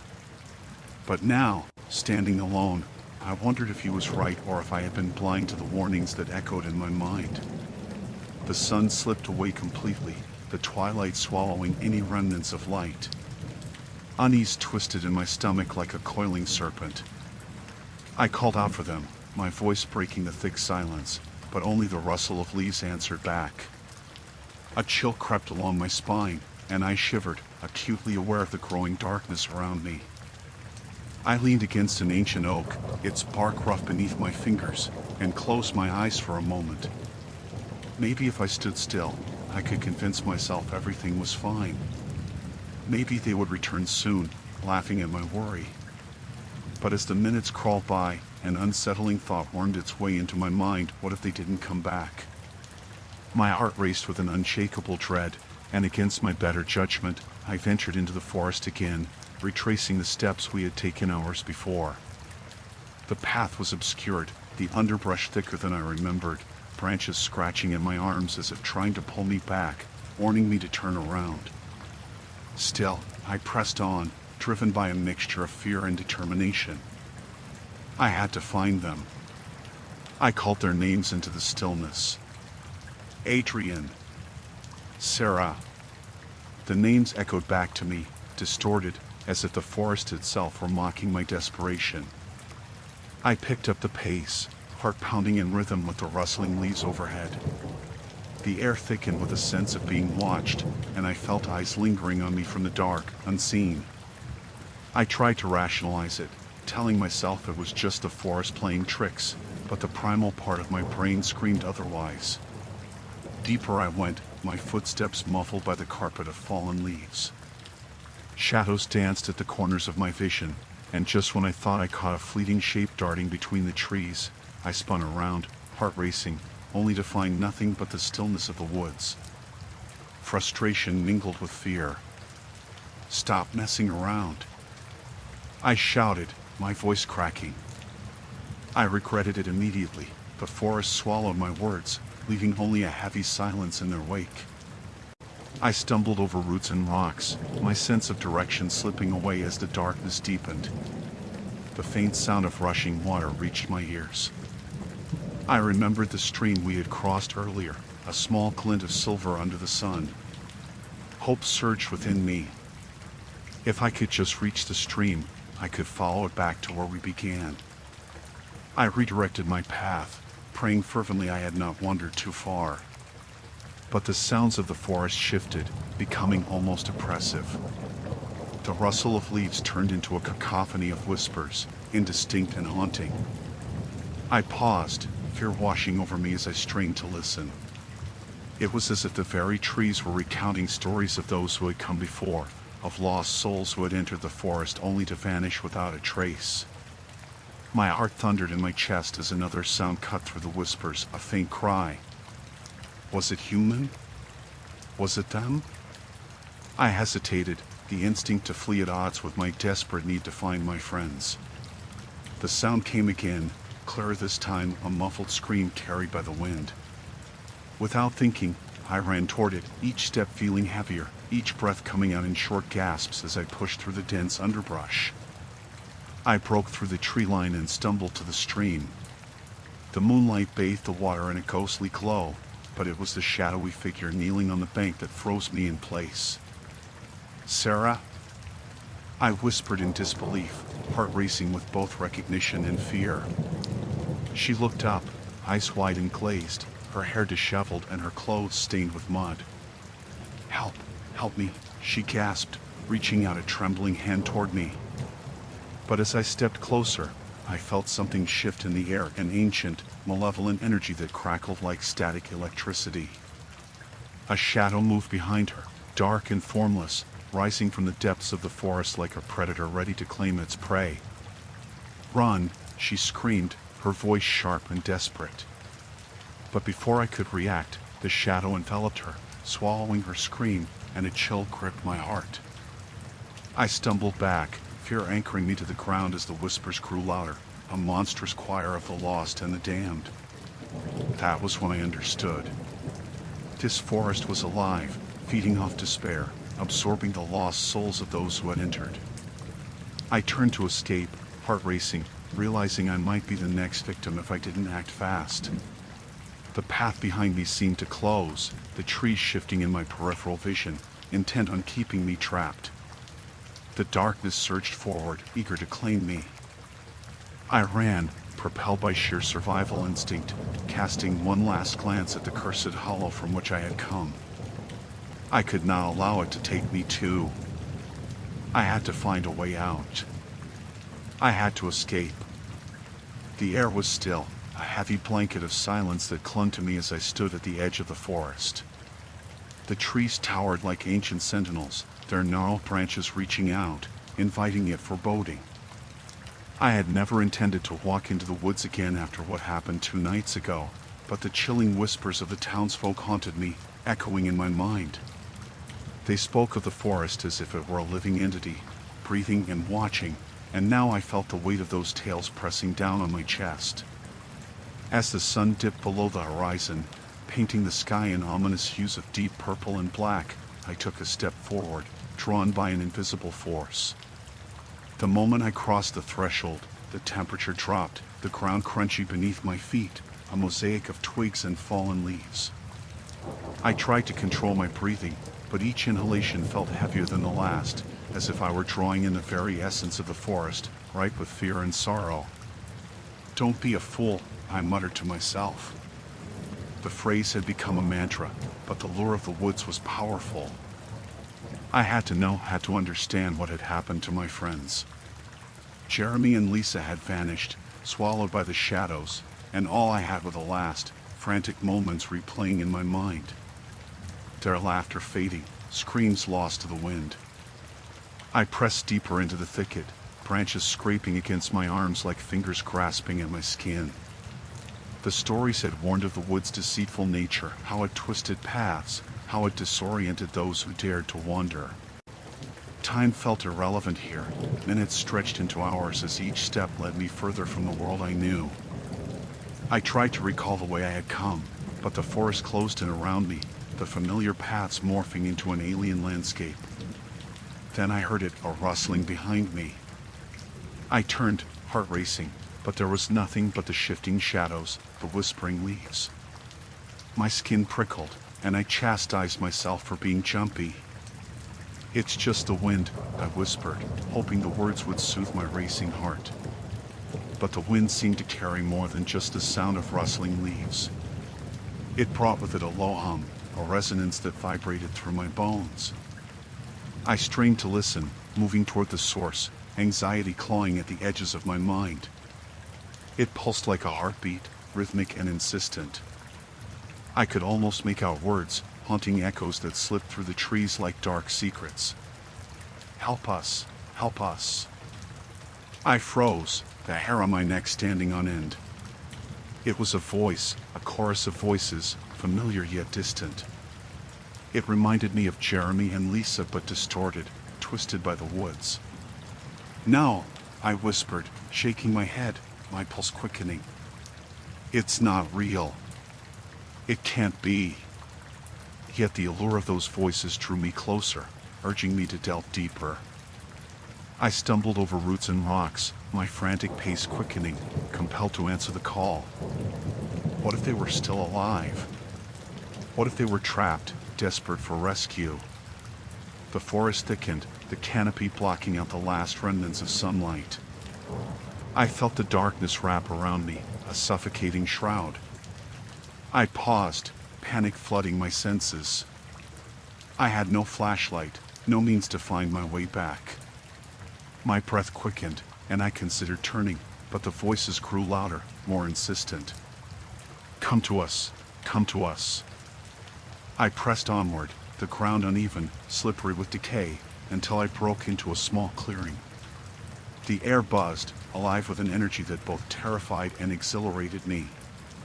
In the center lay an old, dilapidated cabin, its windows shattered like dark eyes watching my every move. The whispers seemed to originate from within, swirling around me, beckoning me to enter. I hesitated, dread pooling in my stomach. This place bore the marks of neglect and despair, the stories of lost souls echoing through the creaking wood and rotting beams. I thought of the townsfolk's warnings, of how the forest took what it desired, never returning it. But what choice did I have? I stepped forward, the door creaking ominously as I pushed it ajar. Inside, the air was thick with dust and the scent of decay. Shadows danced in the corners, and the silence felt alive, pregnant with secrets. The interior was sparse, rusted tools hung on the walls, and a table lay strewn with old, yellowed papers. I reached for one, its brittle surface crackling under my fingers. It spoke of disappearances, tales of those who had entered the forest and never returned. Names I recognized. Names I had heard whispered in hushed tones at the diner. "Jeremy," I breathed, the name a prayer, a plea. Suddenly, a loud thud echoed from the back of the cabin, like something heavy had fallen. My heart raced, and I froze, the shadows around me deepening. I took a shaky breath, half expecting to see Jeremy or Lisa emerge, their faces pale and gaunt. "Guys?" I called, my voice trembling. In response, the whispers grew louder, merging into a cacophony of despair. "Help us. Save us." The walls of the cabin seemed to lean in, the air growing thick with dread. I stepped back, unsteady on my feet, fighting the urge to flee. But then I saw it, a figure, indistinct at first, trembling in the corner of the room. I blinked hard, focusing through the darkness.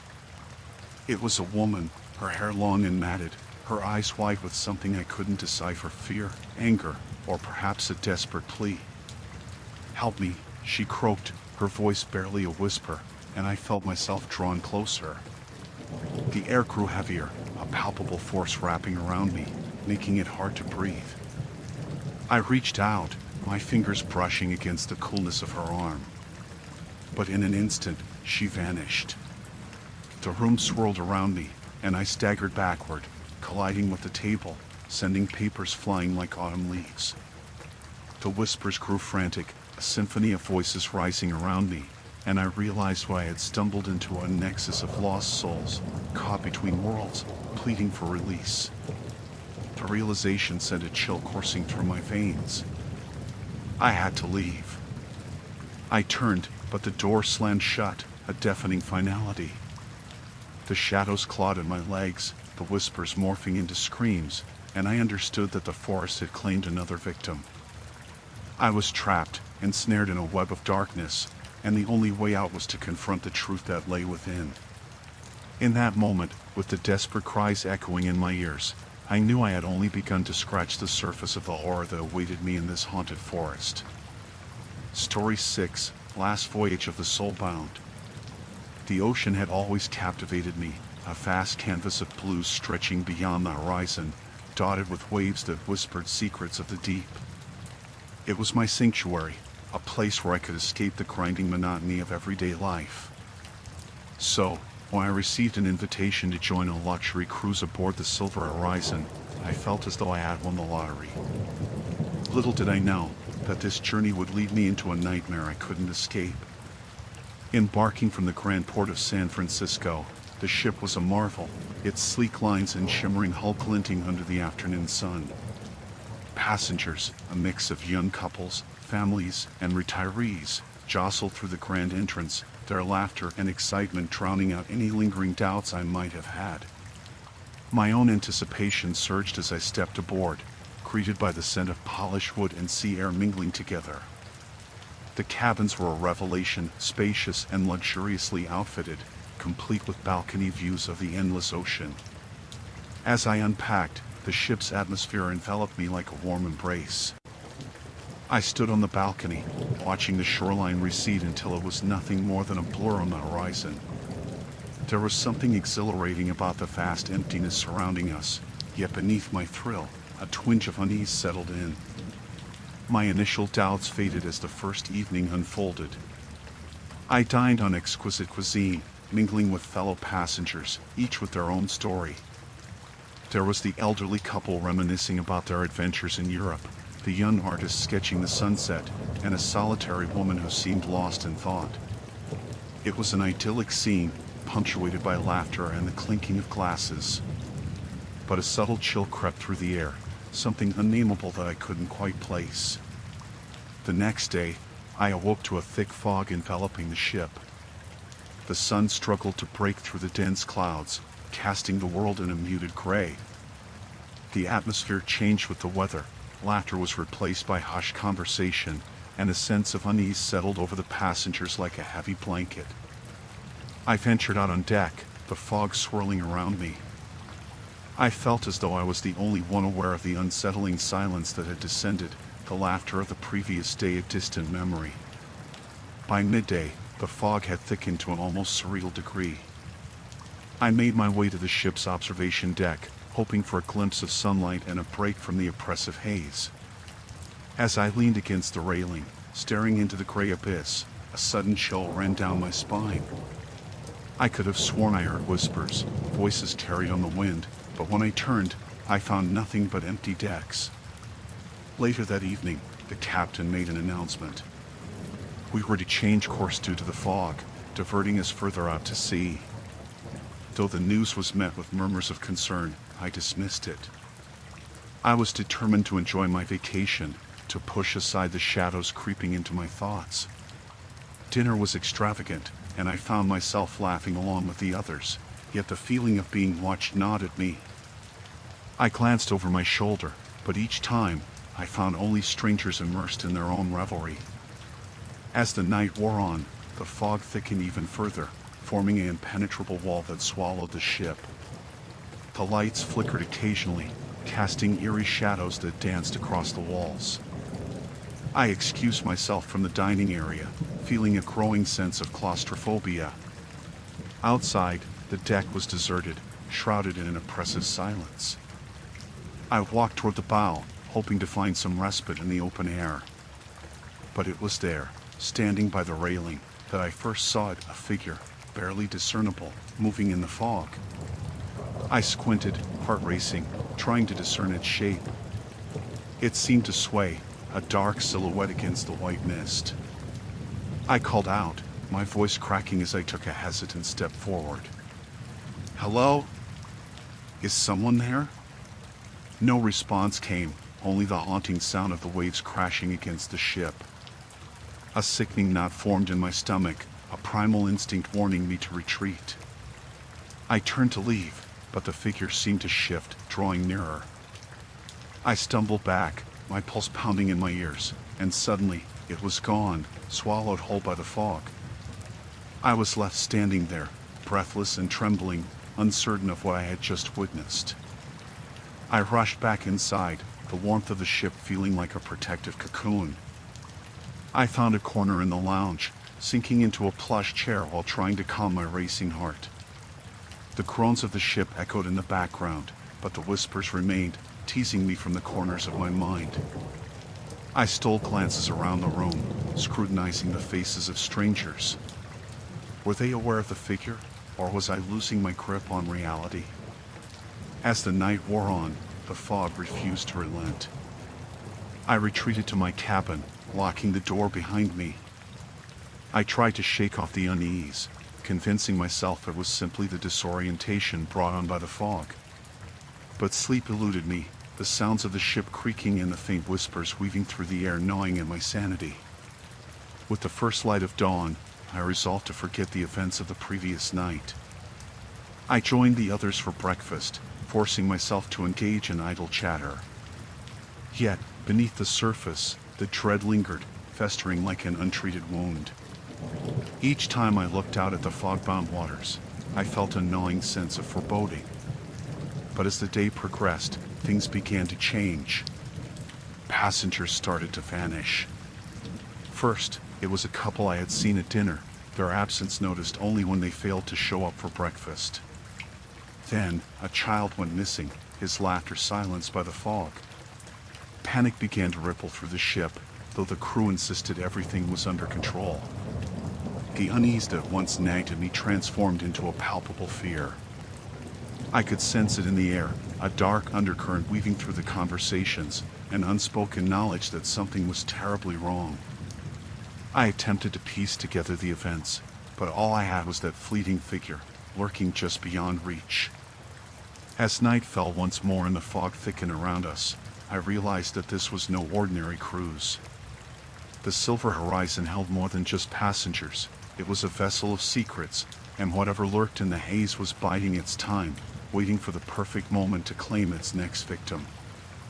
The next morning dawned overcast, heavy clouds hanging low above the ocean, their gray tendrils stretching like fingers toward the ship. I awoke with the faint memory of a dream gnawing at the edges of my consciousness, something about shadows lurking in the corners, but the details slipped away as the ship's gentle rocking cradled me back to sleep. I stumbled out of bed, the air thick with the scent of salt and stale coffee. I pulled back the heavy curtain, revealing an indifferent sea that mirrored the drab sky. My stomach growled, a reminder that I hadn't eaten since the scant breakfast the day before. I dressed quickly, trying to shake the uneasy feeling settling in my gut, and headed to the dining hall. The ship felt emptier than it had the day before. I brushed past a few crew members, their expressions just as somber as the weather outside. I noticed them exchanging glances, whispers escaping their lips like smoke. It set my nerves on edge. By the time I reached the dining area, it was nearly deserted. A few passengers shuffled about, their faces drawn, eyes glazed and distant, as if they were haunted by something just beyond perception. I opted for a seat near the window. Outside, the waves crashed against the hull, a rhythm that should have been soothing yet felt oppressive. I poured myself a cup of coffee, each sip bitter as I scanned the room. Most tables were empty, but a couple sat in the far corner, voices hushed, laughter trailing off as if they were discussing something they shouldn't be. "Did you hear what happened last night?" a woman whispered, her voice barely audible over the din of the ship's machinery. What could they possibly have to worry about? Her companion replied, a touch too loudly, glancing around as if the walls had ears. It's just a cruise. This is supposed to be fun. I leaned in, pretending to adjust my napkin, straining to hear more. But their conversation shifted to mundane topics, and the feeling of foreboding returned to settle in my stomach like a stone. I had to shake it off. Perhaps this was all part of some elaborate joke, people concocting tales to spice up their voyage. I focused on my coffee, forcing myself to enjoy the warmth rather than dwell on the inexplicable tension in the air. After breakfast, I decided to explore the ship, hoping the act of moving would lift my spirits. I wandered through the narrow hallways lined with garish paintings of ocean vistas, each one more exaggerated than the last. I passed the spa area, where an overly cheerful attendant handed out brochures, her smile a stark contrast to the gloom that seemed to shroud the vessel. As I stepped onto the deck, the wind whipped at my hair, and I felt a sense of freedom. The sea stretched endlessly before me, waves cresting and crashing, a blue abyss that seemed to swallow all light. I leaned against the railing, closing my eyes and taking in the salty breeze. Yet, there was something unsettling about the vastness before me, an isolation that gnawed at my thoughts. A scream pierced the air, shattering the moment of tranquility. I spun around, heart racing, eyes scanning the deck. A small crowd had gathered near the side of the ship, drawn to something unseen. Apprehension twisted my gut as I forced myself to move closer. The sounds of hurried footsteps echoed behind me, more passengers converging on the scene. Curiosity piqued. What happened? I asked a man near the back, his face pale and tight-lipped. Someone fell, he whispered, his gaze locked on the crowd. They. Don't you dare say it, another passenger interrupted, shaking her head vigorously. They're just being dramatic. But the murmurs grew louder, and the tension coiled like a spring in my chest. I pushed through the throng, the crowd parting as I arrived at the front. What I saw made my heart drop. A woman lay sprawled across the deck, her lifeless body twisted unnaturally. The crew had already begun to clear the area, faces grim, their usual composure shattered. As they worked, a deep sense of dread crawled up my spine. I could see the faintest hints of something else etched across the faces of the crew, something darker lurking behind their expressions. Don't look, someone whispered beside me, a warning laced with panic. But I couldn't pull my gaze away. Her eyes stared blankly toward the sky, a haunting emptiness that echoed the distant thunder rumbling above. I felt a sharp pang of sorrow, mixed with an inexplicable dread. How could this happen? She had been so full of life just hours before, and now she was just gone. The ship's captain appeared, his brow furrowed, and he spoke to the crew in hushed tones. I tried to glean more information, but the voices were clipped and urgent. I stepped back from the crowd, feeling suffocated by the weight of the tragedy unfolding. As the crew moved the body away, I caught a glimpse of something on the ground in Eerie, dark stains seeping into the wood of the deck. My stomach churned as I turned away, unable to shake the image from my mind. The storm rolled in suddenly, clouds blotting out the sun as the first raindrops began to fall. I rushed inside, seeking refuge from the tumult. The corridors felt like a maze, the walls closing in, the echoes of fear and uncertainty spiraling around me. I needed to find someone to talk to, perhaps an officer who could explain what had happened. But every door I knocked on met with silence, and the dimly lit hallways felt more like a labyrinth of dread than a vacation vessel. I rounded a corner, only to collide with a man in a suit, his eyes sharp as he took a step back. Sorry, I mumbled, but he didn't respond. Instead, he stared at me, an unsettling intensity in his gaze. Stay safe, he said, his voice low, almost a growl. Then he turned abruptly and left me standing there, heart pounding in my chest, the weight of his words wrapping around me like a noose. I felt the ship lurch slightly beneath my feet, The storm brewing outside mirrored in the chaos brewing within. Something was terribly wrong, and I was beginning to realize that this vacation was turning into something far darker than I had ever imagined. The days on the Riptide Queen blurred into one another like the waves against the hull. I had tried to shake off the unease that settled over me like a damp blanket after the first night.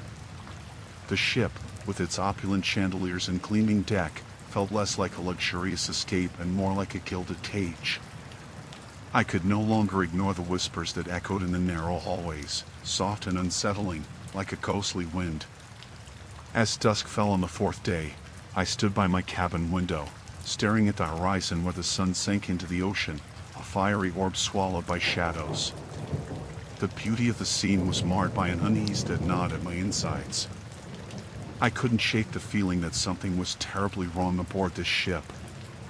It had started innocently enough, a misplaced item here, a shadow darting out of sight there. But with each passing hour, it grew into something more sinister. I had spent the afternoon exploring the ship's various decks, trying to distract myself from the unease. The pool area, meant to be lively and inviting, felt eerily silent. A few passengers lounged on deck chairs, yet their laughter seemed forced, as if they were all playing roles in a theatrical production. I noticed a couple in the corner sharing furtive glances, their conversation hushed, laden with tension. I felt like an intruder in their shared discomfort. Later, I wandered down to the lower decks, hoping to find something familiar among the less traveled corridors. Instead, I stumbled upon the galley, where the scent of frying fish and spices hung in the air. The kitchen staff looked up, their faces masked by simple white caps and focused expressions. I felt a sense of relief. They were busy, their energy infectious. I thought about joining them, but as I lingered, I noticed one of the cooks, a tall man with deep-set eyes, staring at me with a strange intensity. His gaze unnerved me, and I quickly backed away. The evening entertainment was a comedy show in the main lounge. I sat with a drink in hand, forcing myself to laugh at the comedian's jokes, yet the audience's laughter felt hollow, almost desperate. I noticed a woman sitting alone in a corner, her eyes fixed on the stage, but I could see the fear behind her smile. A chill rushed through me.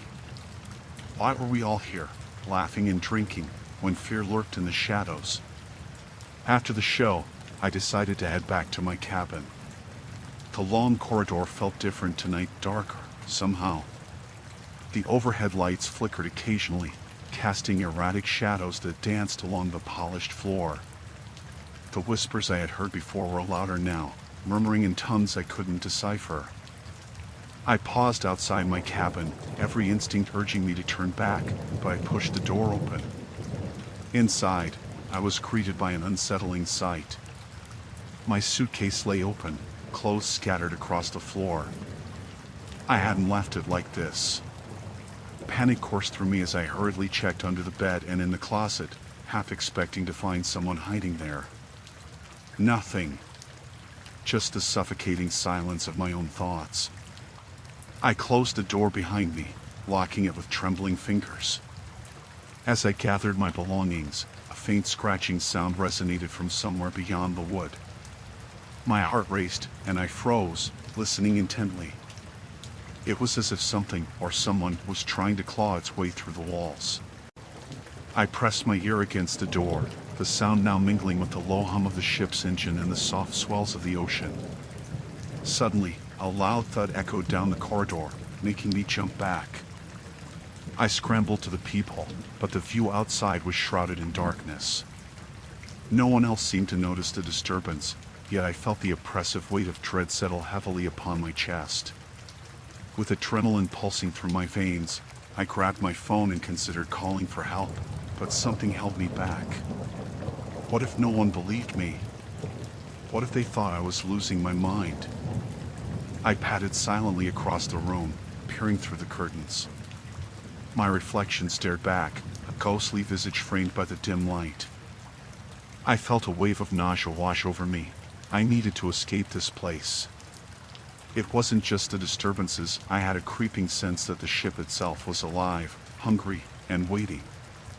Compelled by desperation, I reached for the door again, intent on finding someone, anyone. I twisted the knob and stepped into the hall. The corridor was empty, the eerie quiet amplifying the pounding of my heart. I moved cautiously, each creak of the floorboards echoing in my ears. As I approached the stairs leading to the upper decks, I noticed a flicker of movement from the corner of my eye. I turned sharply, but there was nothing there. Just shadows, stretching and swirling in the dim light. But the scratching had returned, more frantic now. It sounded closer, as if whatever was making that sound was on the other side of the wall. I hesitated, torn between the need to discover the source and the primal urge to flee. With decision made, I bolted toward the stairwell, urgency pulsing through my veins. I needed to find out what was happening on this ship. As I raced up the stairs, the whispers grew louder, a cacophony of voices swirling around me. My breath quickened, and I pushed through the door onto the upper deck, where the wind howled like a banshee, carrying with it an overwhelming sense of dread. The ocean roared below, waves crashing violently against the hull, and I could taste the salt in the air. My heart raced as I scanned the empty deck, the only company the distant wail of the sea. In that moment, I knew I had stepped into something much darker than I had ever anticipated. The Riptide Queen was not merely a ship, it was a predator, and I was its prey. The next day dawned with a muted heaviness that seemed to cling to the air on the cruise ship, as if the ocean itself were holding its breath. I awoke to the sound of waves slapping against the hull, an eerie lullaby that had grown ever more ominous over the past few days. The smell of salt permeated the cabin, mingling with something else, something metallic. I shook off the sense of dread that had settled in my gut and stepped into the corridor. The ship felt quieter than usual.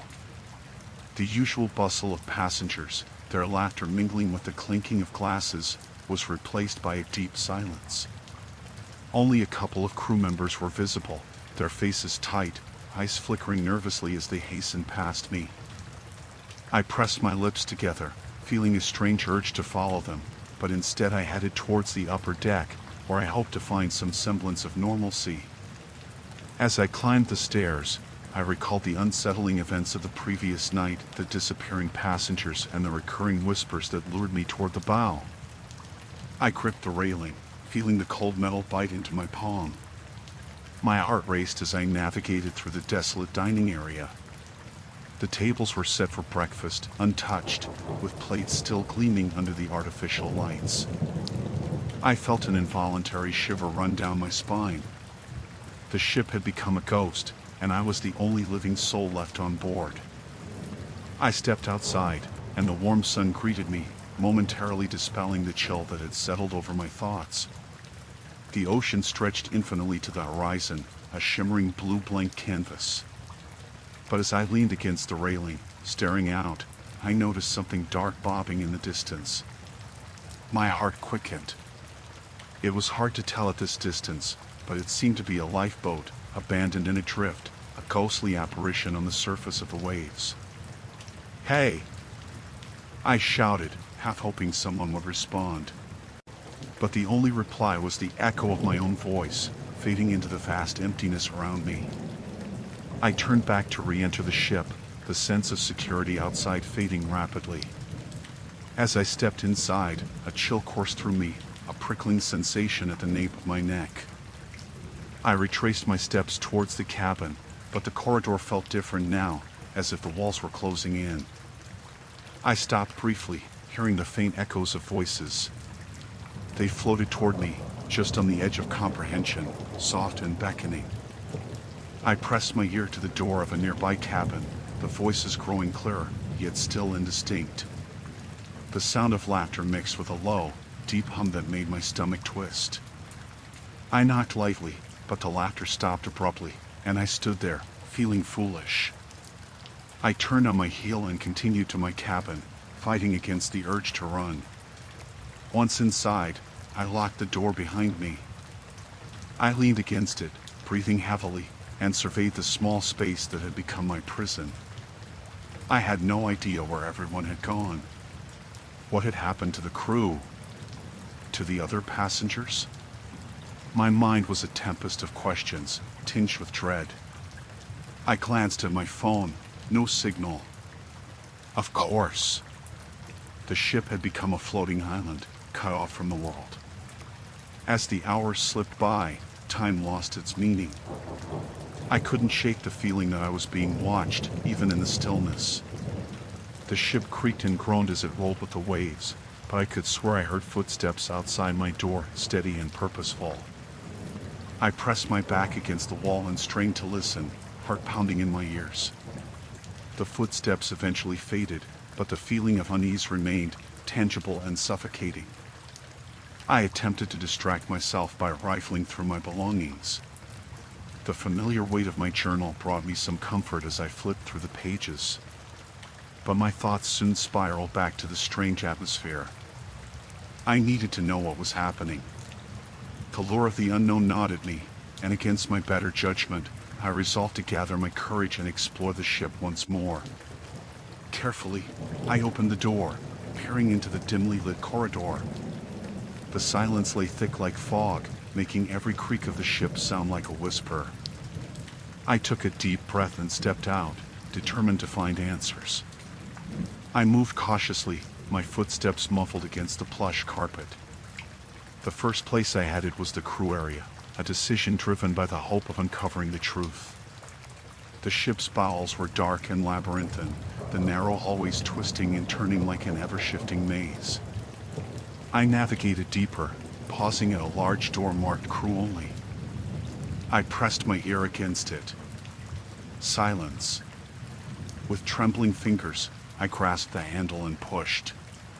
The door swung open with an ominous creak. Inside, the room was dimly lit, filled with the scent of oil and sweat. A long table stood at the center, cluttered with charts and maps. I stepped inside, scanning the room for any signs of life. On the far wall, a small bulletin board hung, covered in safety notices and schedules.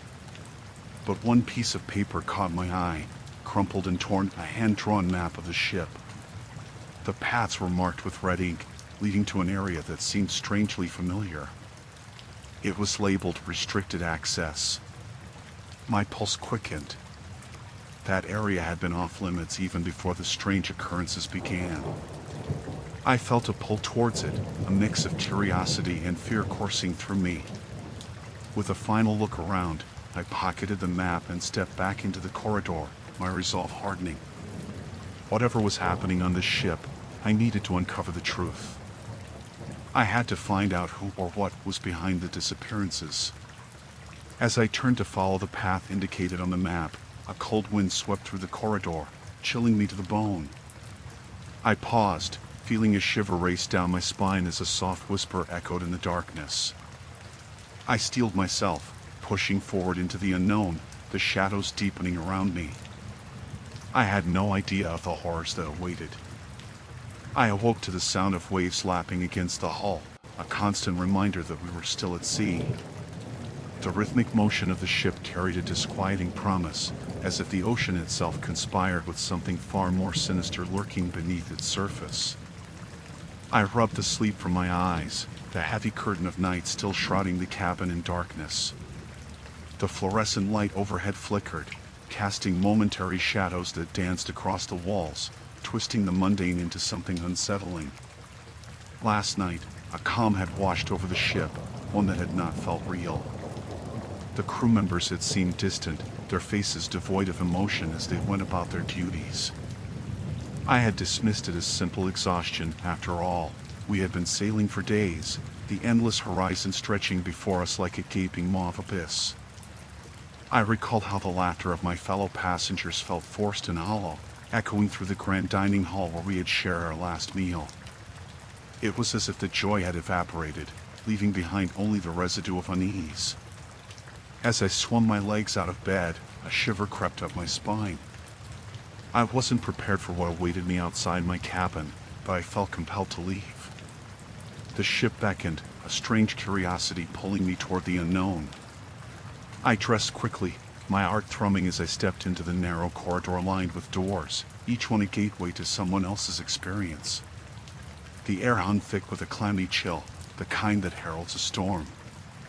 I pressed forward, passing the row of silent cabins.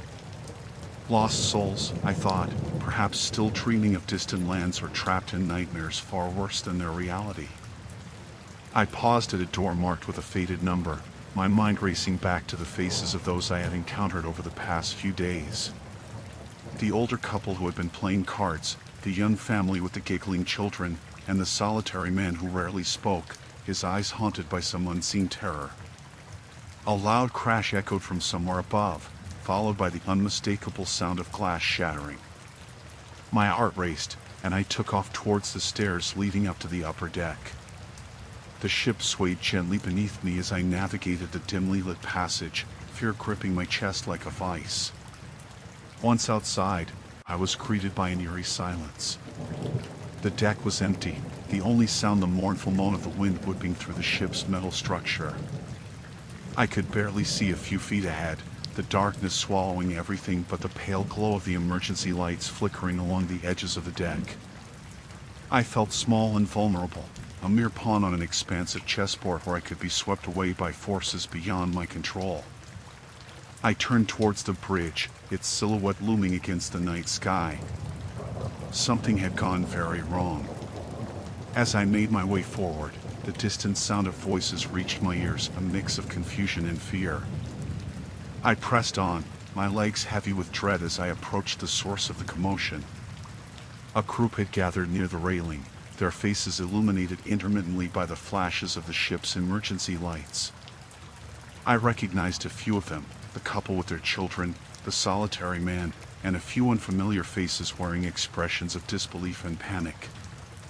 I edged closer, straining to catch snippets of their conversation. "Did you see it?" one woman gasped, her hands trembling. "It was right beneath us." "What do you mean, beneath us?" another voice demanded, edged with skepticism. "There's nothing down there but water." "No!" "I swear," she insisted. "I saw something. Something dark, moving fast. It was huge." Skepticism swirled around her like a storm, but I felt my pulse quicken. The ocean had always held mysteries, deep and unfathomable, but I had never entertained the idea that something could be lurking just out of sight, waiting for the right moment to strike. Suddenly, a loud bang echoed from below, sharp and jarring. The crowd gasped collectively, turning toward the source of the sound.